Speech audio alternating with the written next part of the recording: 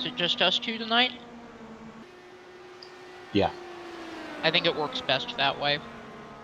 Sometimes there were too many folks. I'm like, I think me and Tony have this covered, but, All right, stand by. Mhm.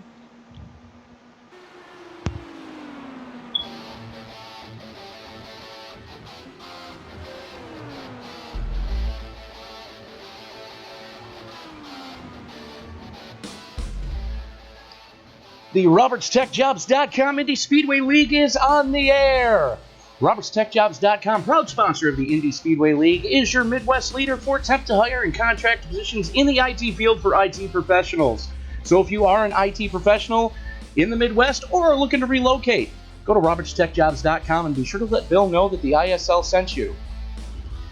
This broadcast also being brought to you by Hanover Fist Racing and the Disabled American Veterans.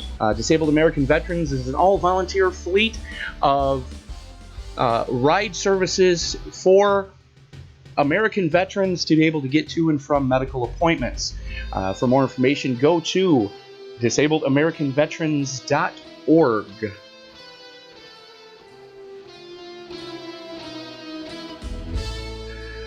We would also like to thank Terry Adams for the new bump music that we've been using. Terry Adams, thank you so much for all that you do for the league.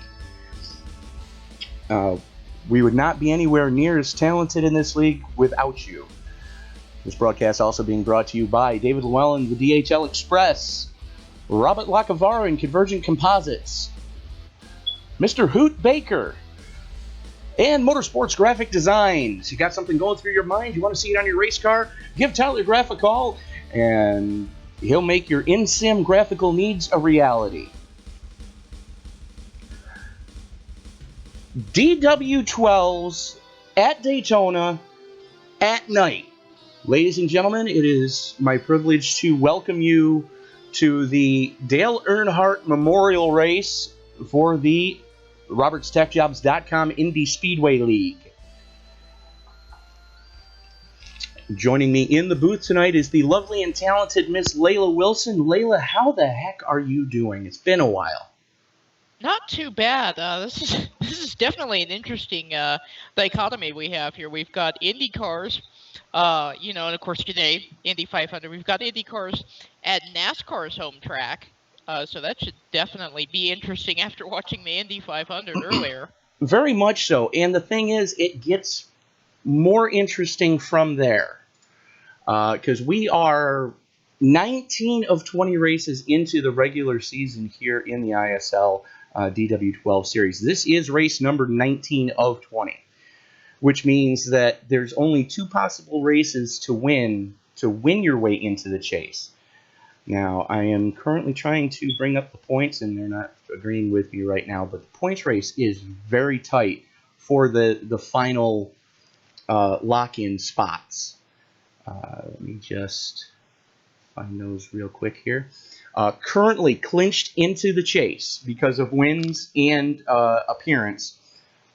Isaiah Dupree, Tyler Graff, Mike Whitaker, Cody Eldred, Dominic Byrne, Kevin Paskowicz, and Jake Gordon should he run this week and next week. Now, Jake is here tonight, so that's a good sign.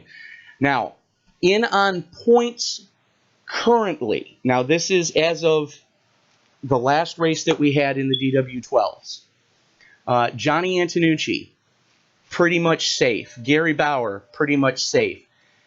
David Llewellyn, 412 points total.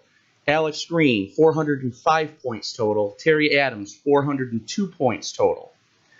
Currently on the outside looking in, Bob Lacavara, 5 points out. Jay Anderson, 14 points out. Now, I would like to point out that Jay does have a win here at Daytona in the IRO 5s. Could this be his night? Joe Morganti, 93 points out. Pretty much has to win to get in. Mark Vega, 96 points out. Again, got to win to get in. So we are that tight right now as qualifying is currently underway. Mike Whitaker throwing down a pretty decent time. Mr. EOL himself, Isaiah Dupree, currently sitting second quick. Bob Lacavara, Mark Vega, all up there. Vega just went second quick, so that's saying something. This could be a very interesting race. I'd imagine the field is going to be really tight here, just with the nature of this track, and this is the repave version too, which was scanned, as far as I know, pretty much right as it was repaved. So you've got a very smooth, very big track here. Most of what we're going to see that's going to change the speed of these cars is going to be the draft. It's going to be what the air is doing around them. So in qualifying, we don't have too much wind speed here. Let's see if I can get the weather. Oh, there shouldn't be 0 miles per hour. I was going to say there shouldn't be any wind speed. But the thing is, the thing I'd like to point out, for those that missed our Tuesday night race in the IRO 5s, of the 100 laps of that race, we had 96 green flag laps. We had one caution early, and then from there it was fuel strategy. Realistically, we could be looking at a green flag start-finish race. It could happen. The last couple of times we've been here at night, it's been very good races. And speaking of fuel mileage specialists, Mike Whitaker just went quick time. What a quick time it was, 39.398. I dare say that's an unofficial track record. Jay Anderson just ran him by 2 thousandths. Look at that. 2 thousandths of a second. Great. 396. Well, take a look at the difference from Anderson, just the top 5. Anderson, Whitaker, Lucas, Sam Cooper Bennett, and Tyler Graff. You can take that back to 7th even. Look at that. Yeah, even 8th. From 1st to 8th to 9th, 10th, you're still under a tenth of a second all the way down to 12th, which is insane. So we're going to go to the pre-race drivers meeting and see what Alex has to say to the kids. All right, ladies and gentlemen, I want to thank you guys as usual for being here tonight. It's a big-time race and big battle for the chase still going on. Four spots open. I believe there's 6 drivers still in contention, including myself. Let's just be respectful to them as they fight it out. Let's remember what this race is about honoring one of the most legendary race car drivers of all time and a big, if not the best driver of all time in all of autosport. Dale Earnhardt lost his life at this track. Seen a lot of really cool paint schemes for this. I think it's going to be a lot of fun tonight. Pit off turn 4. You guys know the basic stuff. Tony, Layla, thank you guys for broadcasting tonight. Going to be really cool. We're going to do a moment of silence on lap 3 of this race, so just be ready there. Other than that, let's have some fun racing. I want to thank Creighton for race controlling tonight. Good luck, guys. Actually, just so everybody's aware, the people still in chase contention and still fighting for a spot. Me, David Llewellyn, Bob Lacavara, Terry Adams, and I believe Gary Bauer, but I don't think Gary can make it tonight.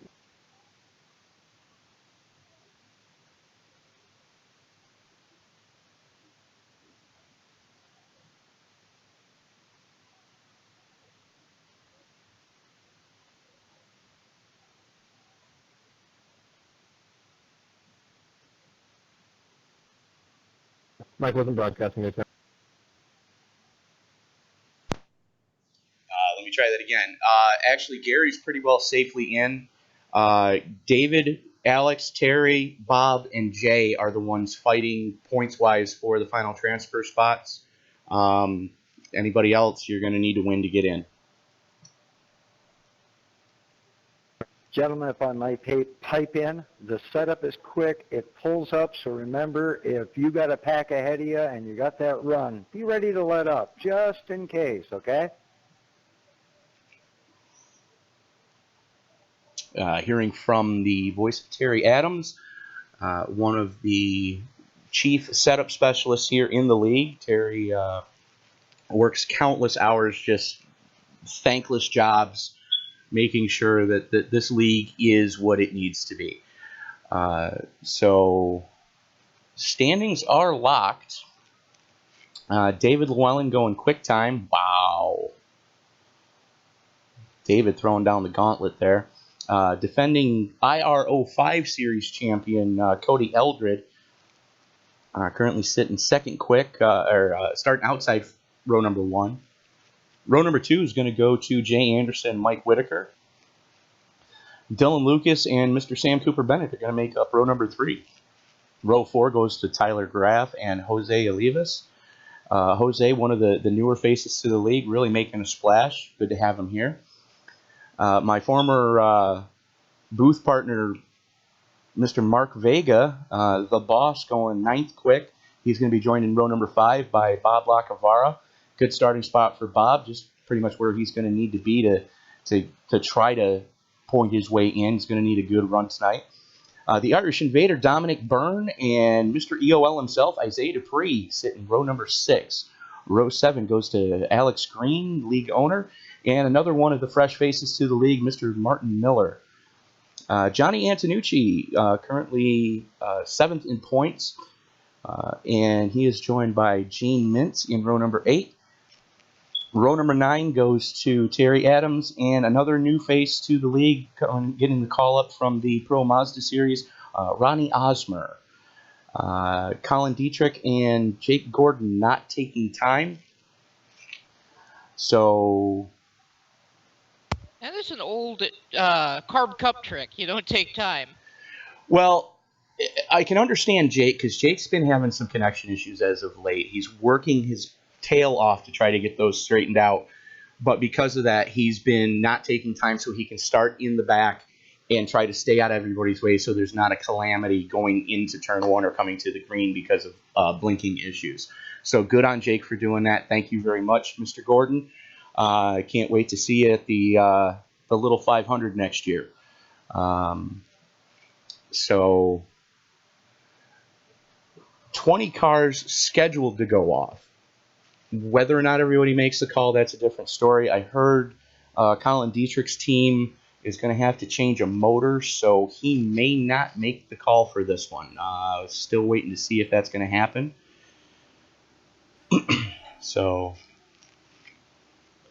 100 laps the scheduled distance here as the cars are starting to grid up.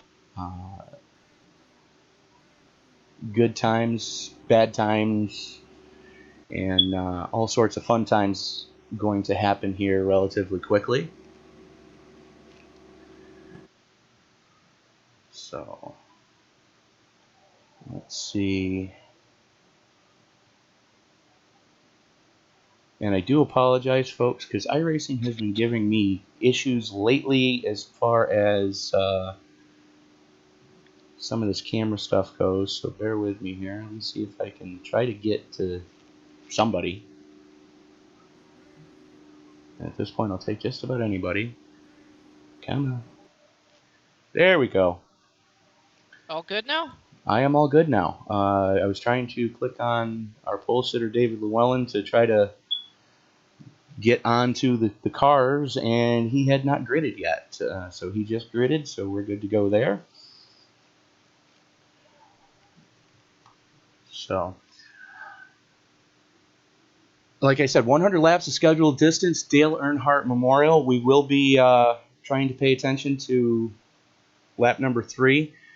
We will be going silent for that particular lap, and as a show of respect to the late Dale Earnhardt. And but Layla, you mentioned the Indy 500 earlier. What were your thoughts about that race? I've been waiting for Takuma Sato to win one of those things for a long time. I know he'd won another IndyCar race. I believe it was within the last 2 years, and it was really good to see him finally get one of those. But boy, a 500 win, that's definitely something they can never take away from you. Well, I believe his first win came on a road course too. So yeah, you know, to get your first oval win and have it be at the Brickyard. Pardon my language, ladies and gentlemen, but holy shit, that's what dreams are made of. I was really happy for him, because you remember the situation with him and Dario Franchitti back in 2012. Both went for the same piece of real estate, kind of an aggressive move out of Sato, and he ended up paying the price for it. And so to see him come back and finally get another swing at this, and this time make the right move at the right time. That's cathartic, as a race Absolutely, fan. absolutely. And I would like to point out that we did see some pretty scary incidents happen during Oh that race. They were gosh. almost iRacing-esque as you're watching them Yeah. going, holy crap, am I watching a replay? No, that's the real race. Um, Dixon in that luckily, open cockpit everybody's car, it was everybody's so been released, close. though. That's Yeah. the good part. Is everybody has been released from infield care and been checked out. Everybody's all happy. So David Llewellyn and Cody Eldred leading them down to green as they come through the 3-4 complex here at Daytona International Speedway. The iRacing updated version that has the night lights, and these cars look so awesome under the lights. Oh, they do. Hopefully your trading paints are working, because I was working all pre-race to try to get mine up to snuff so that I could see all of the tribute paints, and there's a lot of them. We'll point them out to you as we go along tonight, folks. Pace car getting ready to duck on off, and Llewellyn's getting ready to pull the trigger. It's a weird green here. Green, green, green. The pace car just barely gets to the commitment cone, and the green flag comes out. And Eldred slotting in, looking to start fuel mileage racing early. He slots into third. Llewellyn jumps out to an early lead, and I believe that's Jay Anderson right on his transmission tunnel. So I was fixing to say we got single file real quick, but look up here on the outside. It is the 707 machine of Mike Whitaker, the Wrangler car, working his way up the top. And I thought for a moment he was actually going to pull that pass off. Just looks like the momentum didn't carry through to the corner. And somebody is... That's Sam Cooper Bennett. High, low, and holy Christmas. Hang on to her, Sam. Sam, one of our racers from across the big pond, and sometimes his connection isn't the best. I think he was just got a death wobble coming out of four trying to stay off of Whitaker. So good on you for saving it. Good on it. That was a definite tank slapper, wasn't it? Oh, that was a definite pucker moment. Now, I would like to point out that as we get to the line, we do ask that everybody takes a moment to remember the great Dale Earnhardt. And we're under caution. And we're under caution. No, we're not. All right, then. Yellow, yellow, yellow.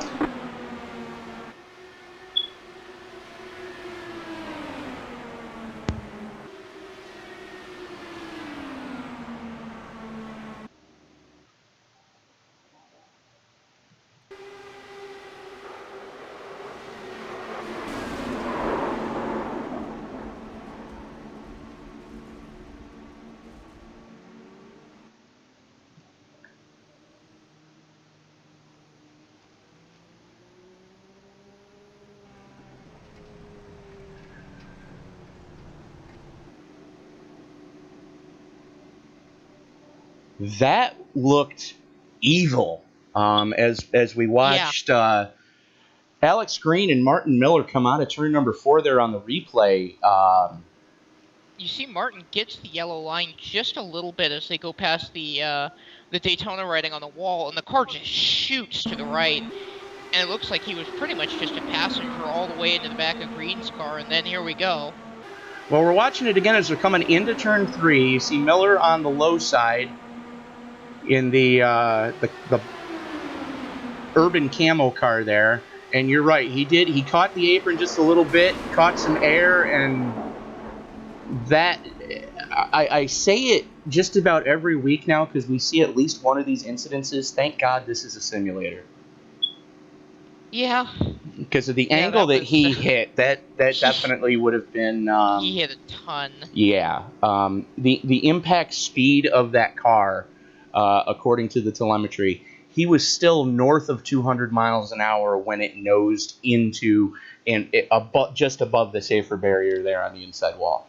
I remember, and this is a bit of a tangent, but I'll bring it back around. Back in the 90s, when NASCAR first started holding its Brickyard 400, Eddie Cheever was a little sour about it, and he said, well, NASCAR doesn't invite us to Daytona. And I'm like, gee, I wonder why. Yeah, exactly. Just drivers mouthing off to stuff that they really have no reason to mouth off to. Maybe they'd be okay on the road course, but gosh, I mean, just look at that impact there and imagine that in real life, and you can see exactly why IndyCar doesn't run here. It's fun in the simulator, though. Oh, yeah, absolutely. And I'm being told by Race Control, Mr. Creighton Carter up in the booth tonight. Creighton, thank you for stepping up. You're an awesome guy. He's telling me that was a racing incident between the 30 and the 333. So Yeah, I'd say the same because it looks like the 333 just caught the apron a little bit, and then right. where'd he go? It just it'll go on you, and you just kind of have to hold on. Oh yeah, and these cars, with the setup that's in this car right now, they're trimmed right out. Terry Adams and the setup crew really wanted to put on a good show for us tonight, so they really trimmed this car out so that it would draft up well, so that you could get runs, and we're expecting speeds north of 230 by the end of the back straightaway. And when this thing's under green, this race is going to go just fast. It's going to be blink and you miss it. Absolutely. It was like that on Tuesday night with the IRO5 series. And if you're not following the IRO5 series, regular season finale, the last race before our chase, and also the third jewel in the RobertsTechJobs.com Triple Crown Challenge will take place Tuesday night at Dover. Ooh, Dover. That's gonna be rough duty. They did some testing there. They did some good pack testing there, and the car handles awesome in the pack, handles awesome in the draft. If the drivers keep driving like they've been driving in that series, the last couple of events that we've had have been pretty decent. Everybody giving each other room, everybody giving each other some space, a little give and take early and then racing forward at the end, but still respectively. It shouldn't be too bad, but that's going to be this coming Tuesday. That broadcast scheduled to start around 8:50 p.m. Eastern time. Hopefully, y'all can join us for that one. The Icebreaker Series is going to Phoenix on Thursday night. So, and the last time we were there in the preseason testing race, it was so much fun in those cars at that track with the setup that we have. So, it's the only thing I hate about cautions at super speedways like this is they just take so darn long. I mean, much like yourself, Layla, I've been doing a ton of dirt racing lately, and it's there's just like bang cautions over your racing. it's you get one lap to slow the field down, one lap to figure out what position you're going to be in and pit the car if you have to use your fast repair, and then it's form up and we're going. That's okay. The next caution, I'm going to finish my dinner. I'm just waiting for that. Well, I do thank you for interrupting your dinner and joining us on this Memorial Day weekend. We do ask that everybody keep Gold Star families in their thoughts and prayers on this weekend. And for those of you who don't know what a Gold Star family is, those are the surviving relatives of a military person who gave the ultimate sacrifice so that we can enjoy the freedoms like we are doing right now, watching this race here at Daytona International Speedway. So lights are out on the pace car. David Llewellyn, Jay Anderson going to be up on the first row. Mike Whitaker, Sam Cooper Bennett, Cody Eldred, Dylan Lucas, Mark Vega, Bob Lacavara, Terry Adams, and Jake Gordon are going to round out your top 10 as we are 7 of 100 laps into this little beauty, and a lot of awesome looking cars there. You see Vega's Black 3, which of course he's going to run that one.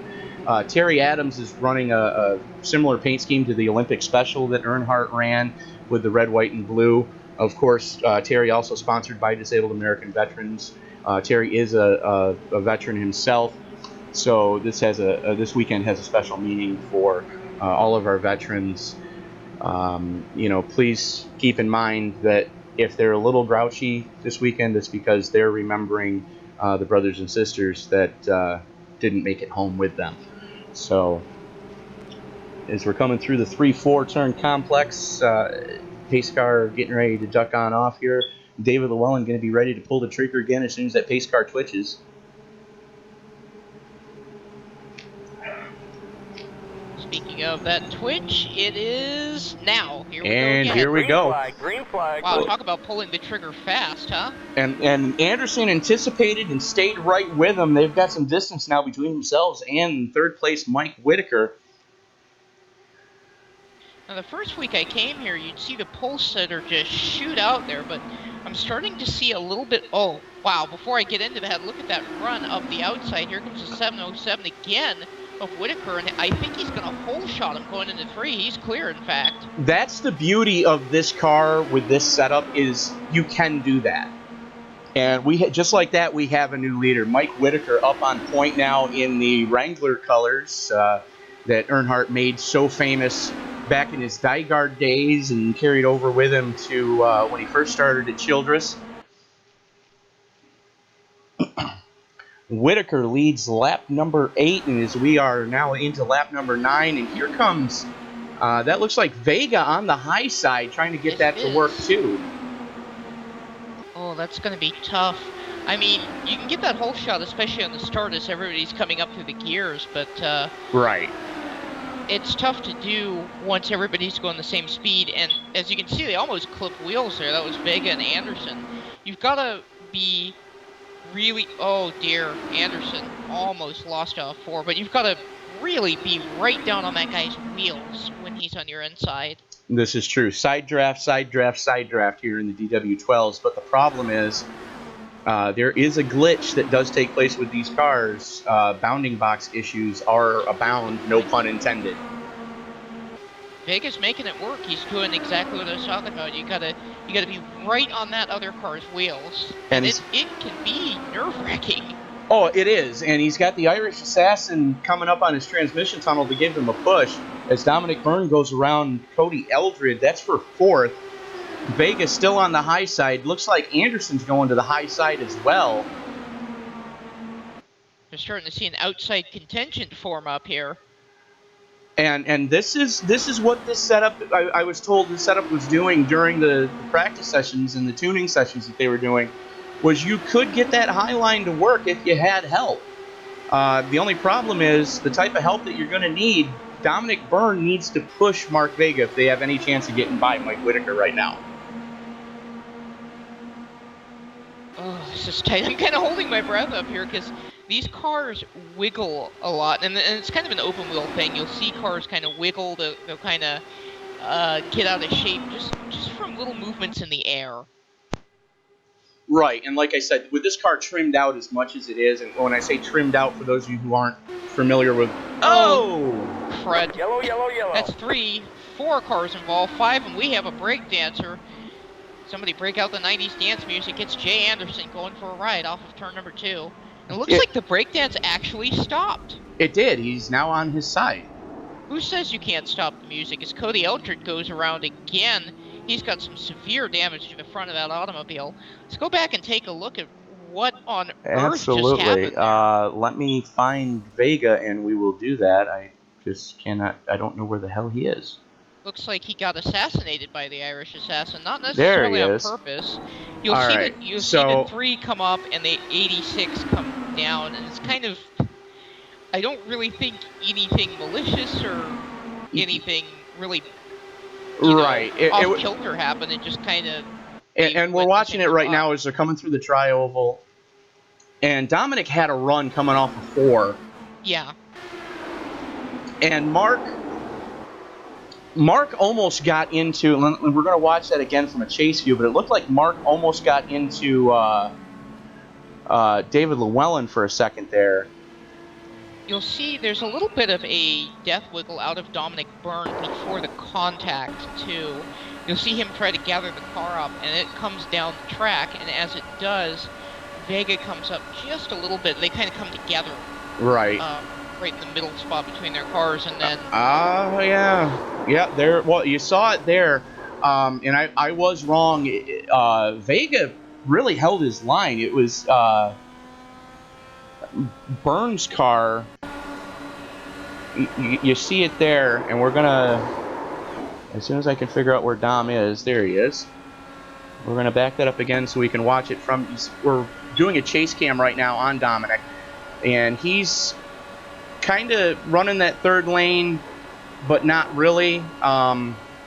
It kind of looked like you said originally. They both kind of started to do a little bit of a wiggle. It looked like Mark was trying to stay off of David Llewellyn, and knowing the bounding box issues that this car has, he kind of drifted up just a tick as Dominic started to do the oh my god, this is going to hurt dance on the high side there. And and it did. And it was just didn't hurt him. a meeting of the minds in the middle as Dominic Byrne stays out, which I'm thinking is just so we can get that point. And race control just confirmed what we suspected. It was a racing incident, they're calling it. Yeah. So there were a couple almost ouchies there towards the end. I called it a 5-car pileup, but it was Jake Gordon and Hanover Fist. I'm always going to call him that, by the way. Oh, no problem. Through there. Just, I mean, now I do see damage to Gordon's car, actually, if you look at his left side pod when he comes through there. Now, Hanover Fist, it's like the Red Sea parted. He did make a little contact. It was not phantom, but not too shabby getting through there considering all that was going on around him. Absolutely. But Dominic Byrne staying out. Bless you. So let's go over the field here while Tony catches his breath. Dominic stayed out. Tyler stayed out. Gene Mintz stayed out. Everybody else pitted. From what I've been told, we're just past halfway of a fuel run. Gene Mintz taking it down pit side this time. That's going to hand third place over to David Llewellyn. So Dominic and Tyler running a little bit different strategy than everybody else. And yes, you are right. I do see the little bit of crinkle in that side pod on the Gordon car. Did he stay out as well, Gordon? No. Everybody. No. Okay. Everybody from third place back has been down pit road. Yeah, because I would imagine a ripple like that on a track like this would probably make things difficult. But I mean, I see that, and then there was the whole thing today. You know, we had damaged cars out there running up at the front of the field in the Indy 500, and I know this is a slightly different car, and this is a simulator, but, you know, 6 one, half dozen the other in some cases. True story. So, for some reason, and I do apologize, Trading Paints is just taking a poo on me again. So, if anybody knows anybody that works at Trading Paints, can you let them know that I'm very, very unhappy with their service at this point in time, because I just went to go take a look at Terry Adams' paint scheme, and it's not showing up properly. He's got the red Goodwrench Tasmanian Devil. Terry Adams? That's Hanover Fist, right? Correct. No, it's supposed to be a red, white, and blue car. You're Is looking it? at the car behind him, Sam Cooper Bennett. Good old SCB. I should have known that was SCB, that was Sam Cooper Bennett when I joined. I was like, SCB? I know, I'll wait for Tony to say it, so I don't sound like a complete idiot. I'm only half idiot on... I can't remember if it's on my mother's side or my father's side. If you are, it's savant status, because I've seen you. I have seen you drive the pavement sprint car on road courses, so that's easy. Savant is where that comes in. So lights are out on the pace car as Trading Paints goes haywire on me again. Everybody turn light for you? For a brief second there. Some of the cars are back to the way that they're supposed to look, but some of them aren't. You know, Trading Paints is functioning badly when the race looks like a KKK meeting. Wow, get your letters going. That was Miss Layla Wilson who said that one, ladies and gentlemen. If I don't offend our entire audience by the time we're off air, I haven't done my job. I'm the color commentator in that I'm a colored person, so it works. True. This is true. I mean, you I guess you can get away with saying that. I can say all kinds of stuff. more than I can. So. Oh, Lordy. This is what happens when these cautions take too long, folks. It gets pretty silly up here in the booth. The alcohol starts flowing. And we're only 16 laps into this 100 lap event. You're Hang stuck on to with your us for a seat, boys and long girls. time, folks. Yes, hang on to your seat, boys and girls. As the Irish assassin Dominic Byrne is going to be joined on the front row with Tyler Graff, David Llewellyn, Mike Whitaker, Jake Gordon, Dylan Lucas, Terry Adams, Sam Cooper Bennett, Johnny Antonucci, and Mark the Boss Vega rounding out your top 10. Vega able to rebound to 10th after that, able to get the car back to the pits. So good on him for staying on the lead lap there. Pace car getting ready to duck on off as they come out of turn number 4. And let's see what Burns has for a restart. Green flag. Sleep at the switch. Tyler Graff able to get the jump. Green flag came out. All bets are off. Hang on. We've got a new leader, Tyler Graff, I'm up pretty to sure the that's point. First time I've seen that happen. It's the second time I've seen it happen in this league. At Daytona. Look at this run. Byrne is already getting back up on him. Do you think he was a little upset at himself for that? I don't know if it's more upset or if he was just trying to play possum to get the draft down the back straightaway so that he could get the lead. And here comes Llewellyn as they touch going into 3. Oh my gosh, what a move up there. And, you know, with these cars being as wiggly as they are, and, I mean, we've both run the Lotus 49 here. This isn't quite as wiggly as that, but it's pretty wiggly. And the fact that you have to be wheel to wheel, woo-hoo. Well, it's not. These aren't quite as wiggly as the Lotus 49, but these are also doing 10 to 15 miles an hour more in the draft than the 49 is capable of. These also seem a little bit more aero-dependent. Very much so. You know, whereas the 49 is basically like trying to push a rounded brick through the air. This is, yeah, you can definitely feel the aero push in this car should it happen. As we're watching Dominic Byrne and David Llewellyn just fight tooth and nail to get that win. Both don't have a win on the season in the DW12s. Let me double check that just to make sure that I'm not talking out of the backside of my posterior here. I take that back. Dominic Byrne does have a win. David does not.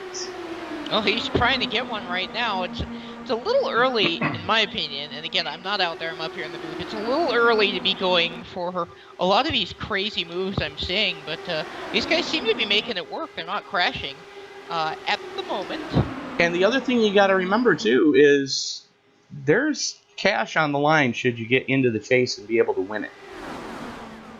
So, yeah, you know, everybody wants to get into the chase. You see Alex Green making a move, trying to push Mark Vega up through the pack here. That's the black car is Vega being led by the white and orange car, which is Green. Green having a good run so far. Good on you, Alex. Let's go 3 wide for the lead while we're at it. Why not? It ended poorly the first time. Let's try it again. That works at every track, especially Daytona. As we go 3 wide here into turn 1. And it doesn't really surprise me who's on the high side trying to make that happen. The young gunner, Jake Gordon, who, if memory serves me correctly, is in. So why he's running this hard, I have no idea. Yellow. And somebody died. Let's find out who's. Oh gosh! 1, 2, 3, 4, 5, 6 cars. We got a break dancer. And it's hand over fist. Key up the 90s dance music because he is definitely gone. I can't find him. There he is. He's working his way down towards turn 3. He's kind of a blur. Everybody dance now. Yeah, exactly. Oh boy. Oh, he's going. Wow. I don't think this one's gonna stop. Nope. Yep. There it goes. Yeah, he had to Alt F4. That's exactly what he did. You're gonna lose a lap, guaranteed. And he was. I'm looking at the replay right now. He was going down the backstretch breakdancing at 200 miles an hour. Yes. If I'm not mistaken, Terry has an Oculus, too. Oh, my God. He's probably vomit everywhere. She laugh, but, I mean... Yeah, oh. so that barbecue that you stayed for after your haircut earlier, Terry, I think it probably just came out. Good grief. Okay, what on earth happened there? Holy Christmas. What I'm seeing here... we've got Jose Olivas and Jay Anderson. They're coming out of turn 2. They're right behind Martin Miller. Yep, I can And see that now. you see that now? Yeah, and then it's just I'm watching it in super slow-mo because I'm trying to figure out what on earth happened. Well, They let's get do the same together thing. somehow. So here we're watching it on the stream now. You Yeah. see, Miller gets turned by it too. well, Miller's on the low side there in the urban camo car. He is right behind. I don't see the number on that car, so bear with me. He is That is Bob behind Lacavara. Bob Lacavara, yeah. And you just saw it there. I don't know what happened. Olivas got into the back of Anderson. Anderson got sideways. He collects Miller. 1, 2, Miller 3, goes 4, back 5, up 6, into 7, 8, this. 9, 10, 11, Yeah. 12, 13, 14, 15, 16, 17, 18, 19, 20, Huge 21, pileup. 22, 23, 24, 25, 26, 27, 28, 29, 30, 31, 32, 33, 34, 35, 36, 37, 38, 39, 40, 40, 41, 42, 43, 44, 45, 46, 47, 48, 49, 50, 51, 52, 53, You're 54, gonna lose your voice 55, counting those 6, 7, flips. 8, 9, 70, 1, 2, 3, 4, 5, 6, 7, 8, 9, 80, 1, 2, 3, 4, 5, 6, 7, 8, 9, 90, 1, 2, 3, 4, and then it breakdances. 90 flips by Terry Adams before the breakdance started. Oh, boy, and just watching everybody pile in there, it's another case of there's not too many places you can go, and it looks like a lot of people didn't have time to get down onto the flat. Those who tried ended up getting caught. That's what happened to Hanover Fist there as Right. he just, went rolling down there. There's not a lot of time to react for the cars in that pack. I mean, Absolutely not. everybody that was in that group other than Lacavara that was on the screen there was involved in it. Thank God yeah, it's a simulator. yeah. No guff, right? Oh man, oh man, oh man. That was 6 cars right there, just obliterated. Well, Jay Anderson involved in it. Colin Dietrich getting a piece of it. Terry Adams having to reconnect. Jose Olivas, Isaiah Dupree. Looked like Martin Miller. So a lot of cars caught up in that one. A lot of cars. Terry Adams, that's a heartbreak for him because he was right on the bubble. I was just about to ask, what does this do for the points? Like, well, Jay, who's in and who's out as a result of that? As of right this second, let me bring the points up real quick. As of right this second, that puts Bob Lacavara in, Terry Adams out. Jay Anderson still on the outside looking in. So Terry's got to hope for a miracle here. He's got to be able to get back, which he is back on the track. I just saw that. Yeah, Terry is back running. So good on you, Terry. Luckily, I believe the car was spinning in. It had no speed. So Terry was able to reset without having to disconnect and reconnect. Yeah. Yeah. But Terry's got to hope for a miracle right now. One lap down, and Bob Lacavara is currently running 11th. Terry is 17th. So that puts Bob in and Terry out as of right this second. And Jay Anderson. Quite a track to have this race at. Absolutely. This track's almost a wild card, I'd say, compared to the racing we see on the smaller tracks where it's a little bit more, the cars are a little bit more under control. Here, it's like you said, they're trimmed out. You're just completely wilding out of control, going just about as fast as anyone ever should, and hoping that luck is on your side, and a lot of times it just doesn't end up being, especially when you need it to be. Can I blow your mind now, or do you want me to wait till after the race? I'll go for it. This is our second trip this season to the Daytona International Speedway. Is my mind exploding now? I don't know, but this is our second time at this facility. So, we opened our season here. I have to ask, who won that night? Without looking, I don't remember. Pace car. No, actually, the pace car won Pocono. Ah, boy, Pocono can be tough. I can see that. And turn 3, as always, was Calamity Corner, as the lights are out Yep. on the pace car. Speaking of which, Yeah, speaking of calamity. yeah, David Llewellyn, Mark Vega, the only two staying out under this caution. Now, how far into their stints are they, and is this a viable strategy before we go green, since it's going to be another 5 minutes before they come around to the front stretch? As they come down the super stretch right now, entering turn 3, I should say, I believe if memory serves me correctly, you can get about 17 to 18 laps off of a fuel stint. So, And they're how far in? Vega and Llewellyn are both 11 in. Interesting. Now you So can save. they're gonna have to pit pretty soon. Yeah, you can save a lot under caution, and you can save if you get in line. But I don't know. That's a tough choice. Well, would you stay out? No. Me either.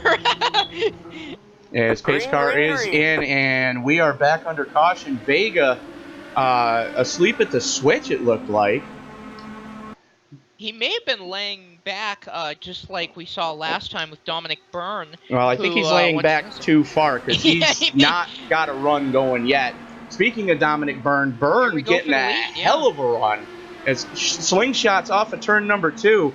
Llewellyn trying to side draft for all he's worth, but Byrne with a 3-mile-an-hour advantage just clears him as they go into 3. Llewellyn goes back to the high side.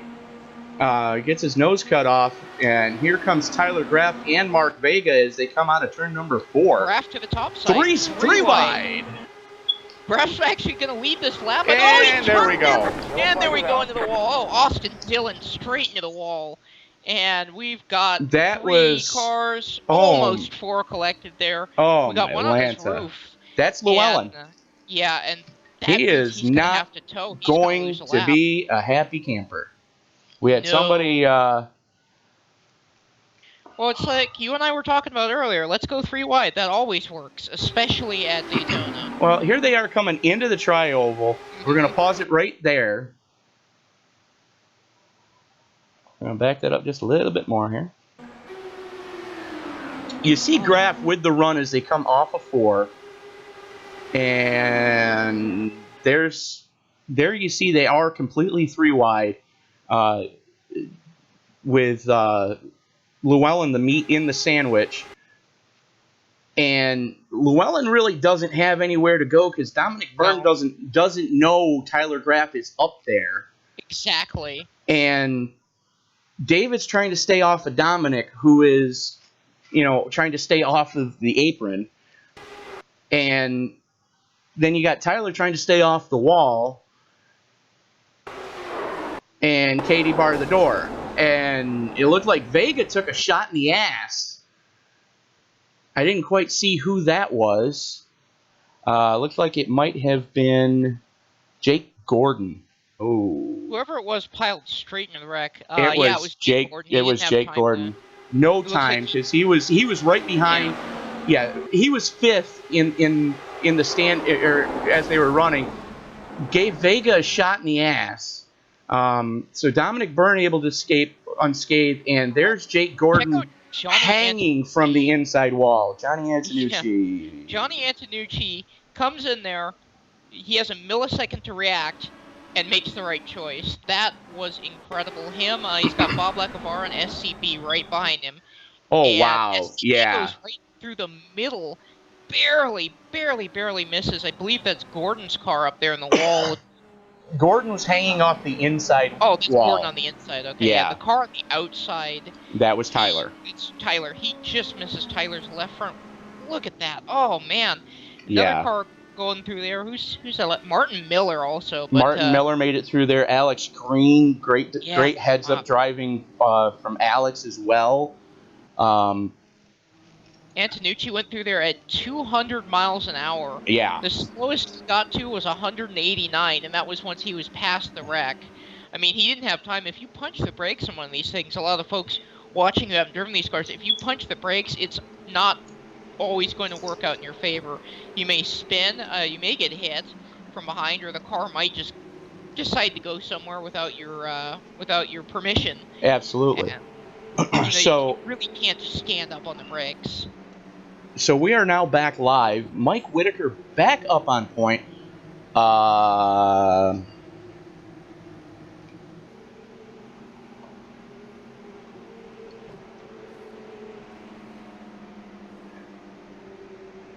so receiving word from race control.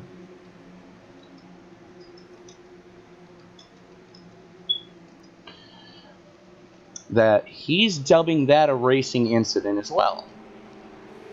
Interesting. So, competition committee is going to be real busy tomorrow when they do the reviews of these races on Monday. But Mike Whitaker back up on point. Bob Lacavara able to get through there by the skin of his teeth. And Sam Cooper Bennett. All three of those drivers, 6 laps into their stint, staying out. From Dominic Byrne in fourth, back everybody hit. And if I'm not mistaken, I'm going to go out on a limb and say Mark Vega had just burned his second quick repair. And we only get 3. Ooh. So Boy, this early in the race. And that's kind of what I was talking about earlier. I know that it's kind of hard on these draft tracks to resist going up to the front and making some really big moves.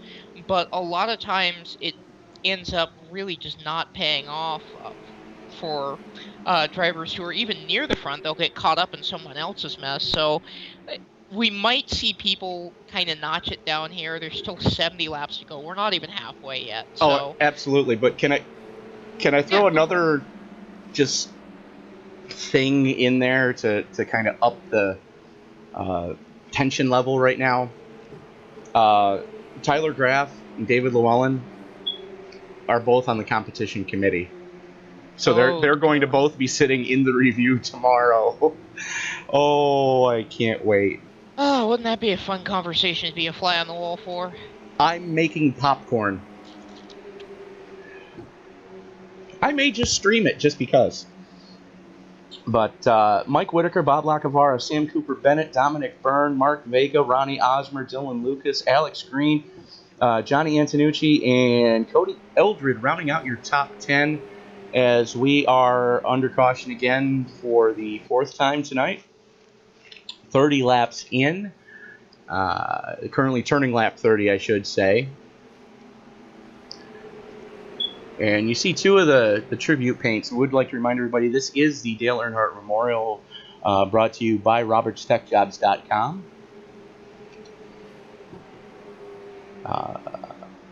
There we go. robertstechjobs.com, your Midwest leader for all your temp to hire and contract positions in the IT field for IT professionals. So if you are an IT professional in the Midwest or are looking to relocate, go to robertstechjobs.com, take a look and see what they have available, and let Bill know that the ISL sent you. So lights are out on the pace cars. We have 2 Earnhardt tribute paints sitting on the front row. Mark the Boss Vega running his normal number 3 from the Florida area. A New York transplant down to Florida. Got to give props to my New York guys here. And lights are out on the pace car here as we get double foul ready to go green once again. So let's take a quick run through the field who survived the melees here. We've got Mike Whitaker up front, Bob Lacavara to his outside, SCB and Dominic Byrne making up row 2, Mark A. Vega and Ronnie Osmer, good to see him closer to the front in row 3. Row 4 looks like Alex Green and Dylan Lucas also making his way up to the front. And then back from there we've got Cody Eldred and looks like Johnny Antonucci, who we just saw dodge that last wreck. He may have to dodge a few more before this thing's over. That's running out your top 10. Tyler Graff able to limp it back to the pits after that melee, staying on the lead lap there. Martin Miller, that's your 11 cars on the lead lap. Martin Miller, the first car a lap down. Jose Olivas, 14th a lap down. Isaiah Dupree, as we are getting ready to go back to green. Pace car is off. Green. And Whitaker waits on it a little bit, stutter steps, catches Lacavara. Lacavara in the slipstream. We might have a new leader by the time we get to turn 3, depending on how bad Bob wants to push the issue. Bob, right this second, is the last car in on points. Oh, And wow. that Look at almost... Dominic And Byrne. this is going to end poorly. As Sam Cooper Bennett... And around he goes. There we go. It's just that Oh. quick. And Sam Cooper Bennett just turned Dominic Byrne. We may As not we have are a caution. 3 wide. Oh, there's the caution. They Yeah. drew it a little late, but it came out Right as things started getting big up front, too. Yeah, that almost ended poorly, because we're going to ride along with Sam Cooper Bennett in this replay here. Here they are coming through turn 2. You see Lacavara and Byrne there a little bit. Byrne checks up, and Sam doesn't realize it, because Dominic was in a damned if you do, damned if you don't situation. And Alex Green almost making it 3 wide, thinking better of it as they go into turn 3 just before the caution. And now the caution comes out as they come out of 4. But it looked like Dominic checked up to stay off of the wiggling Bob Lacavara. So you see Dominic gets a run, realizes Bob is not up to speed, realizes he's got a wicked run on Mike, lets off, and Sam, not sure what's going on in front of Dominic, is trying to still get up to speed and just runs Dom smooth over. Yeah, it looked like an accordion effect, and we normally see those coming to the green, but occasionally on these speedways, when a car at the front checks up, not everybody gets the memo, and it's just kind of a product of this sort of racing, and part of the reason that being extra careful as Mike Whitaker swings into the pits and takes a lot of cars with him. It's part of the reason that being careful can really, really benefit you here. Probably some of the drivers you're going to see up front at the end of this race are drivers we haven't mentioned all day, because they're going to bide their time and they're not going to have to use any of those fast repairs, and they may be some of the only cars left. Good point. As Bob Lacavara leads that lap as Mike Whitaker goes pit side, Bob now has another bonus point in his pocket towards the pointing his way in. Ronnie Osmer running the sister car to Mike Whitaker with the Wrangler scheme. A lot of Goodwrench cars out there, so I do apologize to the drivers if I get the Goodwrench schemes mixed up as far as who's running what, where, and why. And Creighton Carter in race control is putting that incident 100% on Mr. Sam Cooper Bennett. So as Osmer peels off, it looks like Bennett goes with him. Vega stays out.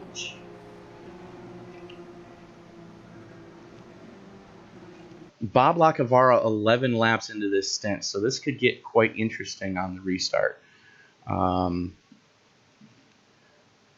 So Looks like we're still 2 out from Crane. I love these super speedway cautions. Oh, They absolutely. Are the best. Now, we're still tentatively talking as far as what's going to happen with the Pro Mazda series, but it looks like that's going to go towards more short track oriented, which is always fun. Well, just a little heads up on that. I found out that car actually loads on dirt tracks, hint, hint. Yes, it does. And it's not something I really want to attempt with an official league. However, I'm thinking that would make an awesome Bad Dudes Challenge sometime. Hint, hint, wink, wink, nudge, nudge. Remember, you asked for it. Well, as long as it's not the only option. I didn't say I was going to do it. Because I've already tried that car on the dirt. You're committed now. The whole challenge will be complete 1 lap. Just time trial. Just try and complete a lap. Oh, I did, and vowed never to do it again. Too bad. I did it at Eldora, which is probably my biggest mistake. Actually, that's not a bad choice for it. Really, it's a nice wide place. True, true. But hindsight being 2020, I think less banking would work better with that car. Yeah, that's true. So I'm thinking Volusia. I'm waiting for us to get Kokomo. We'll finally have a quarter mile track slip around there. Well, here's the thing, and speaking of the Pro Mazdas like we were, I did have to talk members of the competition committee out of putting the bull ring into. Really? I did only because. I think it would work if the drivers had enough practice. This is a good group of drivers that we have here in this league. I think they can handle it. It would definitely Some require a could. lot of patience. Well, you recall the Martinsville race? That one went almost green the whole way. That was a pretty solid race, honestly. So Yeah, but you can fit 2 bull rings into Martinsville. That's true. That's true. I guess the biggest challenge, I think, for that track with its peculiar shape is that kink in the backstretch into turn 3. I think that's where we would encounter most of our problems. Yeah, where the wall kind of juts out just a tick. Yeah, I'm you know what seeing I'm I'm talking seeing about. death and destruction there because nobody's You going to could always, give. you could always test it out because I think these drivers are capable of handling it. At least after what I saw at Martinsville. I mean Martinsville, yeah, it's not got any weird kinks in it like that, but I think it would be worth a test. Well, If anything, the you could biggest test it question, and be like, here this works or here it doesn't work. yeah, the biggest question is, can you get the gearing low enough to, facilitate getting around that place? That is a good question. You'd probably not want to run it in top gear. And I that's don't think you're getting out a second at no. best. Yeah, exactly. You might actually want to put a really tall gear on and just stand first. That's kind of what I'm thinking is if you're not going to get it out of first. And the thing is, I really don't see. The question is how do you play the wings on that car at that track? Do you trim That's it the big question. trim it out and let them try to dirt track the thing, or do you just throw downforce at it and say, okay, have at it? So lights are out on the pace cars. We get back to the present here. Dale Earnhardt Memorial here at Daytona International Speedway. RobertsTechJobs.com Indy Speedway League DW12 Series, race number 19 of 20. Bob Lacavara currently showing the way. 13. Green flag. And I am not on live. I apologize, ladies and gentlemen. Okay, Lacavara is still leading it as they go down towards turn 1. Mark Vega getting out there on the inside line in second.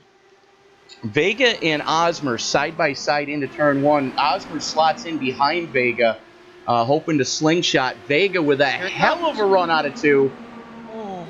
And he's got help. Osmer's pushing him. Could have the clear. Vega's showing in the lead so far. Got the clear. Taking Osmer with him. Hanging Osmer out to dry. Osmer hanging onto that high line. Oh, almost had the clear. Loose there. Yes, he did, as Dylan Lucas got up underneath him. Took all the air off the spoiler. Osmer doing a great job hanging onto that one. Vega showing the way here in the Dale Earnhardt Memorial at Daytona as we are turning lap 38 of 100. Here we go for the lead in contact and bouncing off the wall, and here we go again. And Lacavara eats it. Oh my! And David Llewellyn gets clobbered.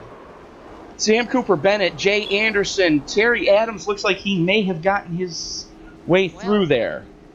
I guess it was time for the ARCA break special because they just plowed into that one. Holy Christmas.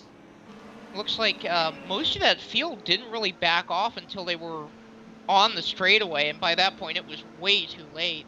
You're still going 200 miles an hour when you come up on cars doing about 30. All right, so we're going to back this up again. You see Lacavara, we're doing a rear chase of Lacavara.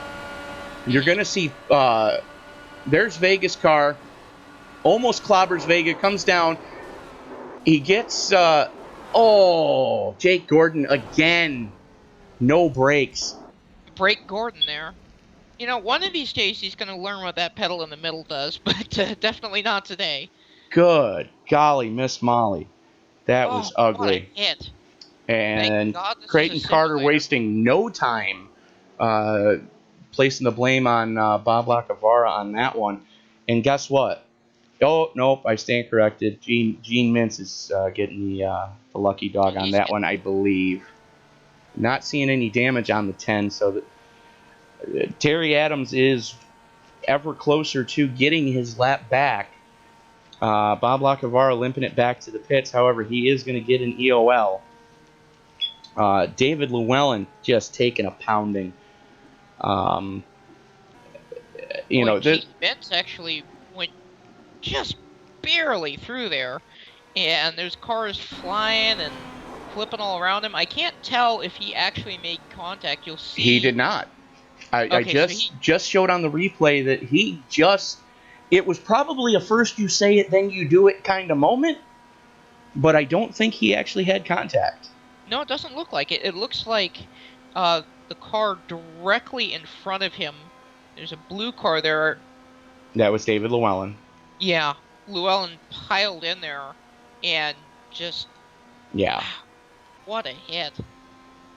Then there was another car that came in way, way later. That was Sam Cooper Bennett. He gets down on the flat. He's trying to get out of the way. He's trying to avoid the wreck, and the wreck comes to him. And thinks better of it and toes, so that's gonna... Face first into Jake Gordon there. What a mess. Yeah, that was 8 different kinds of ugly. Yeah, and it's one of those things where it's very hard when you're in a point situation like this, when you might be on the cusp of getting in to the chase, that you take these risks that you normally wouldn't take. Seeing a wreck like that in the first race of the season, I'm pretty sure that entire pack of guys would have backed way off way before they got in there. But at this point in the season, the stress is on. We're getting up to halfway in the race. People are trying their very best to to get good track position so they don't end up stuck in the back all day. Right. And you see a little smoke and you go, I might make that. I should be fine. Well, here's the points implications that just took place. Alex Green currently sits 5th on track. That just jumped him ahead of David Llewellyn in points. Bob Lacavara,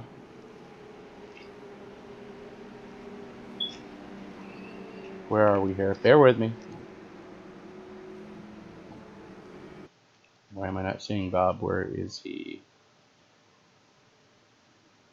He's hiding from you.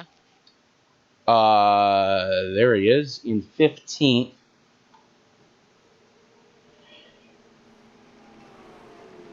Now 2 laps down, so he did have to actually tow that.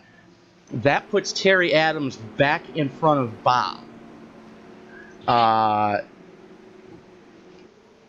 And David Llewellyn is now on the bubble. As the points currently sit. This is getting good. And with Llewellyn, if he took a fast repair there, would that be his second? I think so. I honestly do think so. So that's going to be his second. Your current race leader, who did not pit, Mark Vega, 12 laps on his stint. Dylan Lucas, 12 laps in. Vega is two fast repairs in. Vega doing what he has to do. Vega has to win. Yeah, he's absolutely got to win this race if he wants any chance at all. Well, he's got the participation, and it's a win and you're in kind of deal. So, getting the bonus point that he needs for leading a lap, now 12 laps into a stint, should be 13 as they cross the stripe. This is, and we see a couple guys ducking in the last couple of seconds there. And that's fuel strategy right there. As the lights go out on the pace car, take a splash with one to go. Make sure you might get one more lap than the guy ahead of you, and sometimes that can make all the difference in the world. Especially with the number of cautions we had, you might stay out and catch somebody a lap down. Absolutely. That's huge. Absolutely. Especially at a track like this. Now Vega is another one that he figures out. Okay, I can get this many laps out of the tank of fuel running by myself out front. and then he back times his race. And look who's right behind Vega, the fuel strategy master himself, Mike Whitaker. Oh boy, it's getting pretty stacked up front. Antonucci's up to 4th. Alex Green in the top 5, running 5th currently. So great run for Alex, doing exactly what he needs to do points wise. Tyler Graff rebounding to 6th after that earlier incident. Martin Miller sitting 8th after that earlier incident that he was in. Ronnie Osmer back into it. Cody Eldred silently stalking in 10th. So lights are out on the pace car, and Vega's not afraid to let it hang out. No, he's definitely not. I'm thinking what Vega might do. You think he's going to lay back? I think he's going to chunk the start on purpose. Yeah, I can see that. That's the only thing you can do to not get run over going into 3. And keep in mind, this is the stage of the race where we're going to start seeing people run out of fast repairs. We're going to see people not able to continue in this race at this point. Already, we've had a little bit of attrition, but it's really going to pick up from here. And I stand corrected. Vega, yeah, me too. I did not expect that. Hammers it. And speaking now, let's see of, how long he can stay out there, though, because there's 2 cars hooked up. That's Whitaker and Dylan Lucas. We haven't gotten much chance to talk about Lucas today, but he's sitting in 3rd and about to make a run here for 2nd. Well, the thing is, Lucas is one of our plate track interlopers. He's a ringer. He's been in as Whitaker takes over the lead and just hangs Lucas out to dry. A little bit of contact. A little bit more. And Dylan Lucas, like I said, doesn't run with us that often, and more likely than not to piss people off. He was one of the most heard names Tuesday out of drivers' mouths collectively. Oh, big wiggle there. And that was out all 3 cars up front. Well, the biggest one was that white and purple car at Lucas. Just Whitaker and Vega. Whitaker 10 laps into his run. Vega 15 laps into his run. These 2 are going to have to pit in the near future. Not too far from now, yes. Probably about 3 to 4 laps, you're going to see at least one of them peel off. Dylan Lucas is going to have to go with him too, because Lucas is 16 laps in. I did see that contact, and I was trying to talk my way through it. As Vega goes to the high side, trying to get something to work. Looks like maybe he might have started to overheat, getting sucked in behind Whitaker like that, trying to save some tire up top running there. I believe they're running a 1/3 radiator inlet tonight with the cooler temperatures to try to get the cars to handle better in the pack. But, definitely going to overheat the cars better. And there is definitely a pack starting to form. Yes. 2 separate packs. They are over a second and a quarter. 1.25 seconds back from Mark Vega to Alex Green. I'm watching these top 3 here. Now, correct me if I'm wrong. Dylan Lucas has the freshest tires and the most fuel out of those 3 right now? No, Mike Whitaker does. Whitaker does. Whitaker is 12 into a stint. Lucas is 17, Vega is 17, and Alex Green is 12. And then everybody else is in single Whitaker digits. Right now, then, if I was one of those, right. Save just a little bit of fuel. I mean, as you covered earlier, these stints for the 2nd and 3rd place cars right now, they're about up. Yes, they are. As they are currently working lap 18 of their stint as we turn lap 47, almost halfway. And the front pack seems to get strung out just a little bit. We're going to go to the second pack as lap car David Llewellyn goes to the inside of Alex Green. Alex probably playing the fuel game right now as he's 13 into his stint, looking to save a little bit. Ducks in behind David and probably has it in 6th gear right now. Ducks it out to just cool the radiators off just a tick as they go into 1. Lets it breathe a little bit. He's got Tyler Graff right on his transmission tunnel well. And here comes Jay Anderson on the top side as well. Anderson a lap down, Llewellyn a lap down, Anderson actually 2 laps down, and Llewellyn 2 laps down.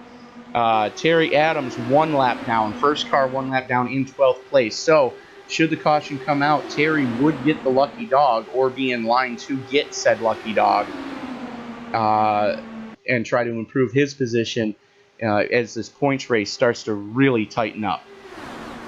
Boy, that pack back there is really starting to give me fits. They're getting awfully close. They are definitely getting chippy as, you have David Llewellyn, who's 2 laps down, Jay Anderson, who's 2 laps down, running tooth and nail with, the likes of Alex Green, who's currently sitting in 4th, Tyler Graff, who's currently sitting 5th. Got one pitting.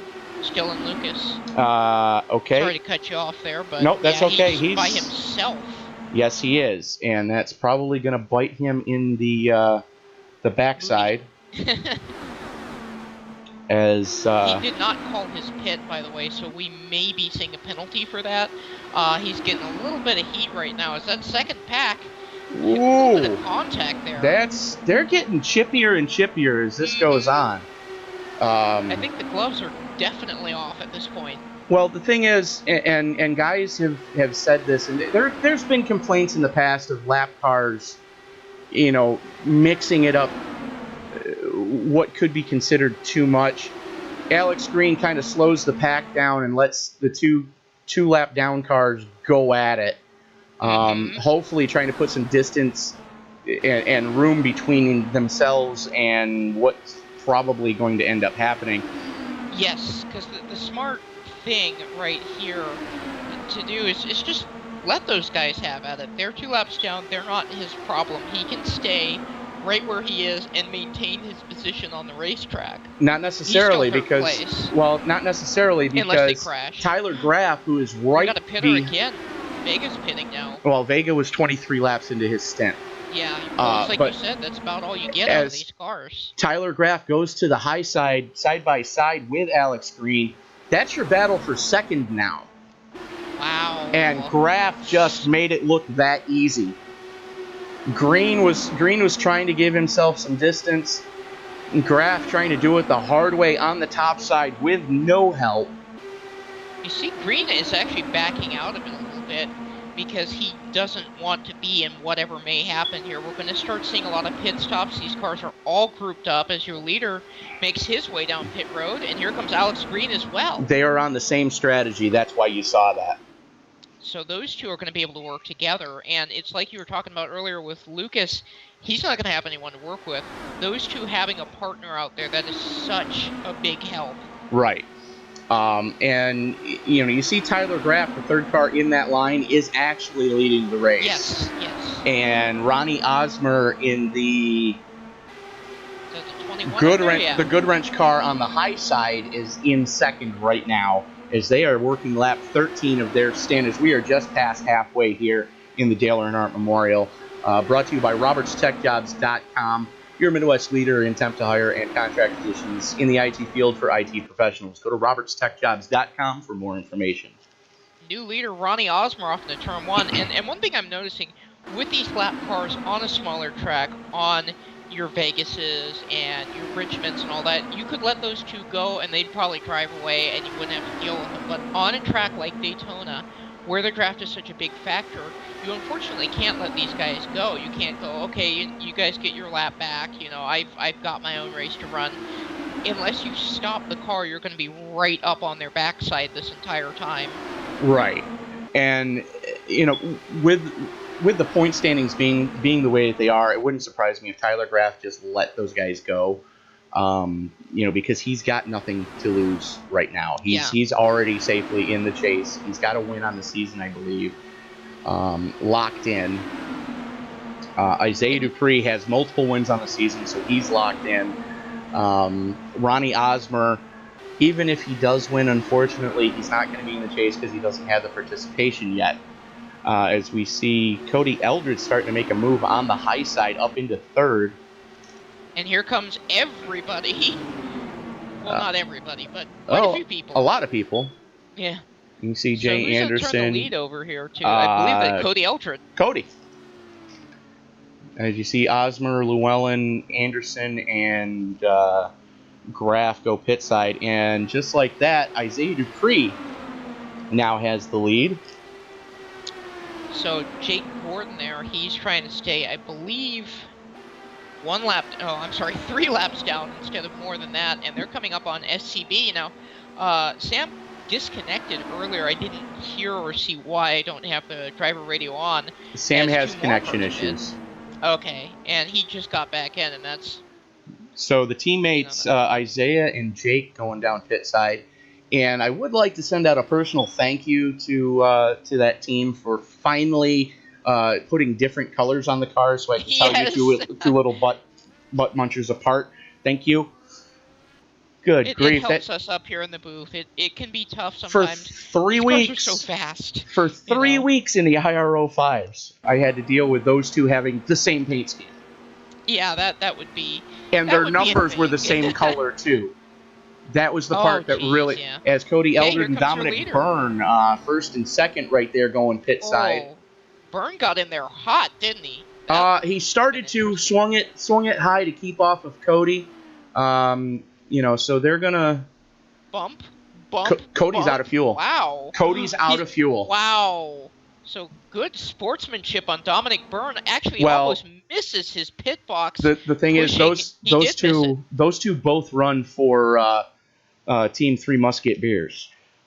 It's still really good sportsmanship. Unfortunately, Dominic Byrne has taken 3 shots at his pit stall and hit the wall on the last one. And that may burn up one of his fast repairs. And that hands the lead of the race over to Mike Whitaker. So Whitaker persevering and holding on here. And it shows that you can just keep your head and keep cool and might come out winning one of these things. Well, Whitaker does have a win on the season, and he is locked into the chase. So, yeah, this is just going to be gravy. Really fun to watch, I should add. Since I came on at Auto Club, definitely one of the movers and shakers who really likes to get up there and mix it up. Well, if you look behind him, there's your battle for second. Ronnie Osmer and Isaiah Dupree both getting pushed by. Isaiah's getting pushed by a teammate. Actually, getting pulled by a teammate. Yeah. Oh, there's only 1 lap car in there. Okay, that's Jake. Well, that could be. And Dylan Lucas is in there too. Yeah, so he is. Wow. So even though he pitted by himself, he was able to maintain and get back up. And Jake Gordon starts blinking. I was just fixing to say that Jake's teammates probably going to be really thankful for having him up there, and then the blinking began. So. Well, he's got 2 teammates. Because if I'm looking at this right, Dylan is running for that team as well. Ah, okay. So we got red, blue, and purple. Color coordination. I like it. Right. And then you've got Ronnie Osmer, who's leading that freight train. And they are catching Mike Whitaker, by the way. To the outside. Here we go. That's Dylan going to the outside, hanging his teammate out.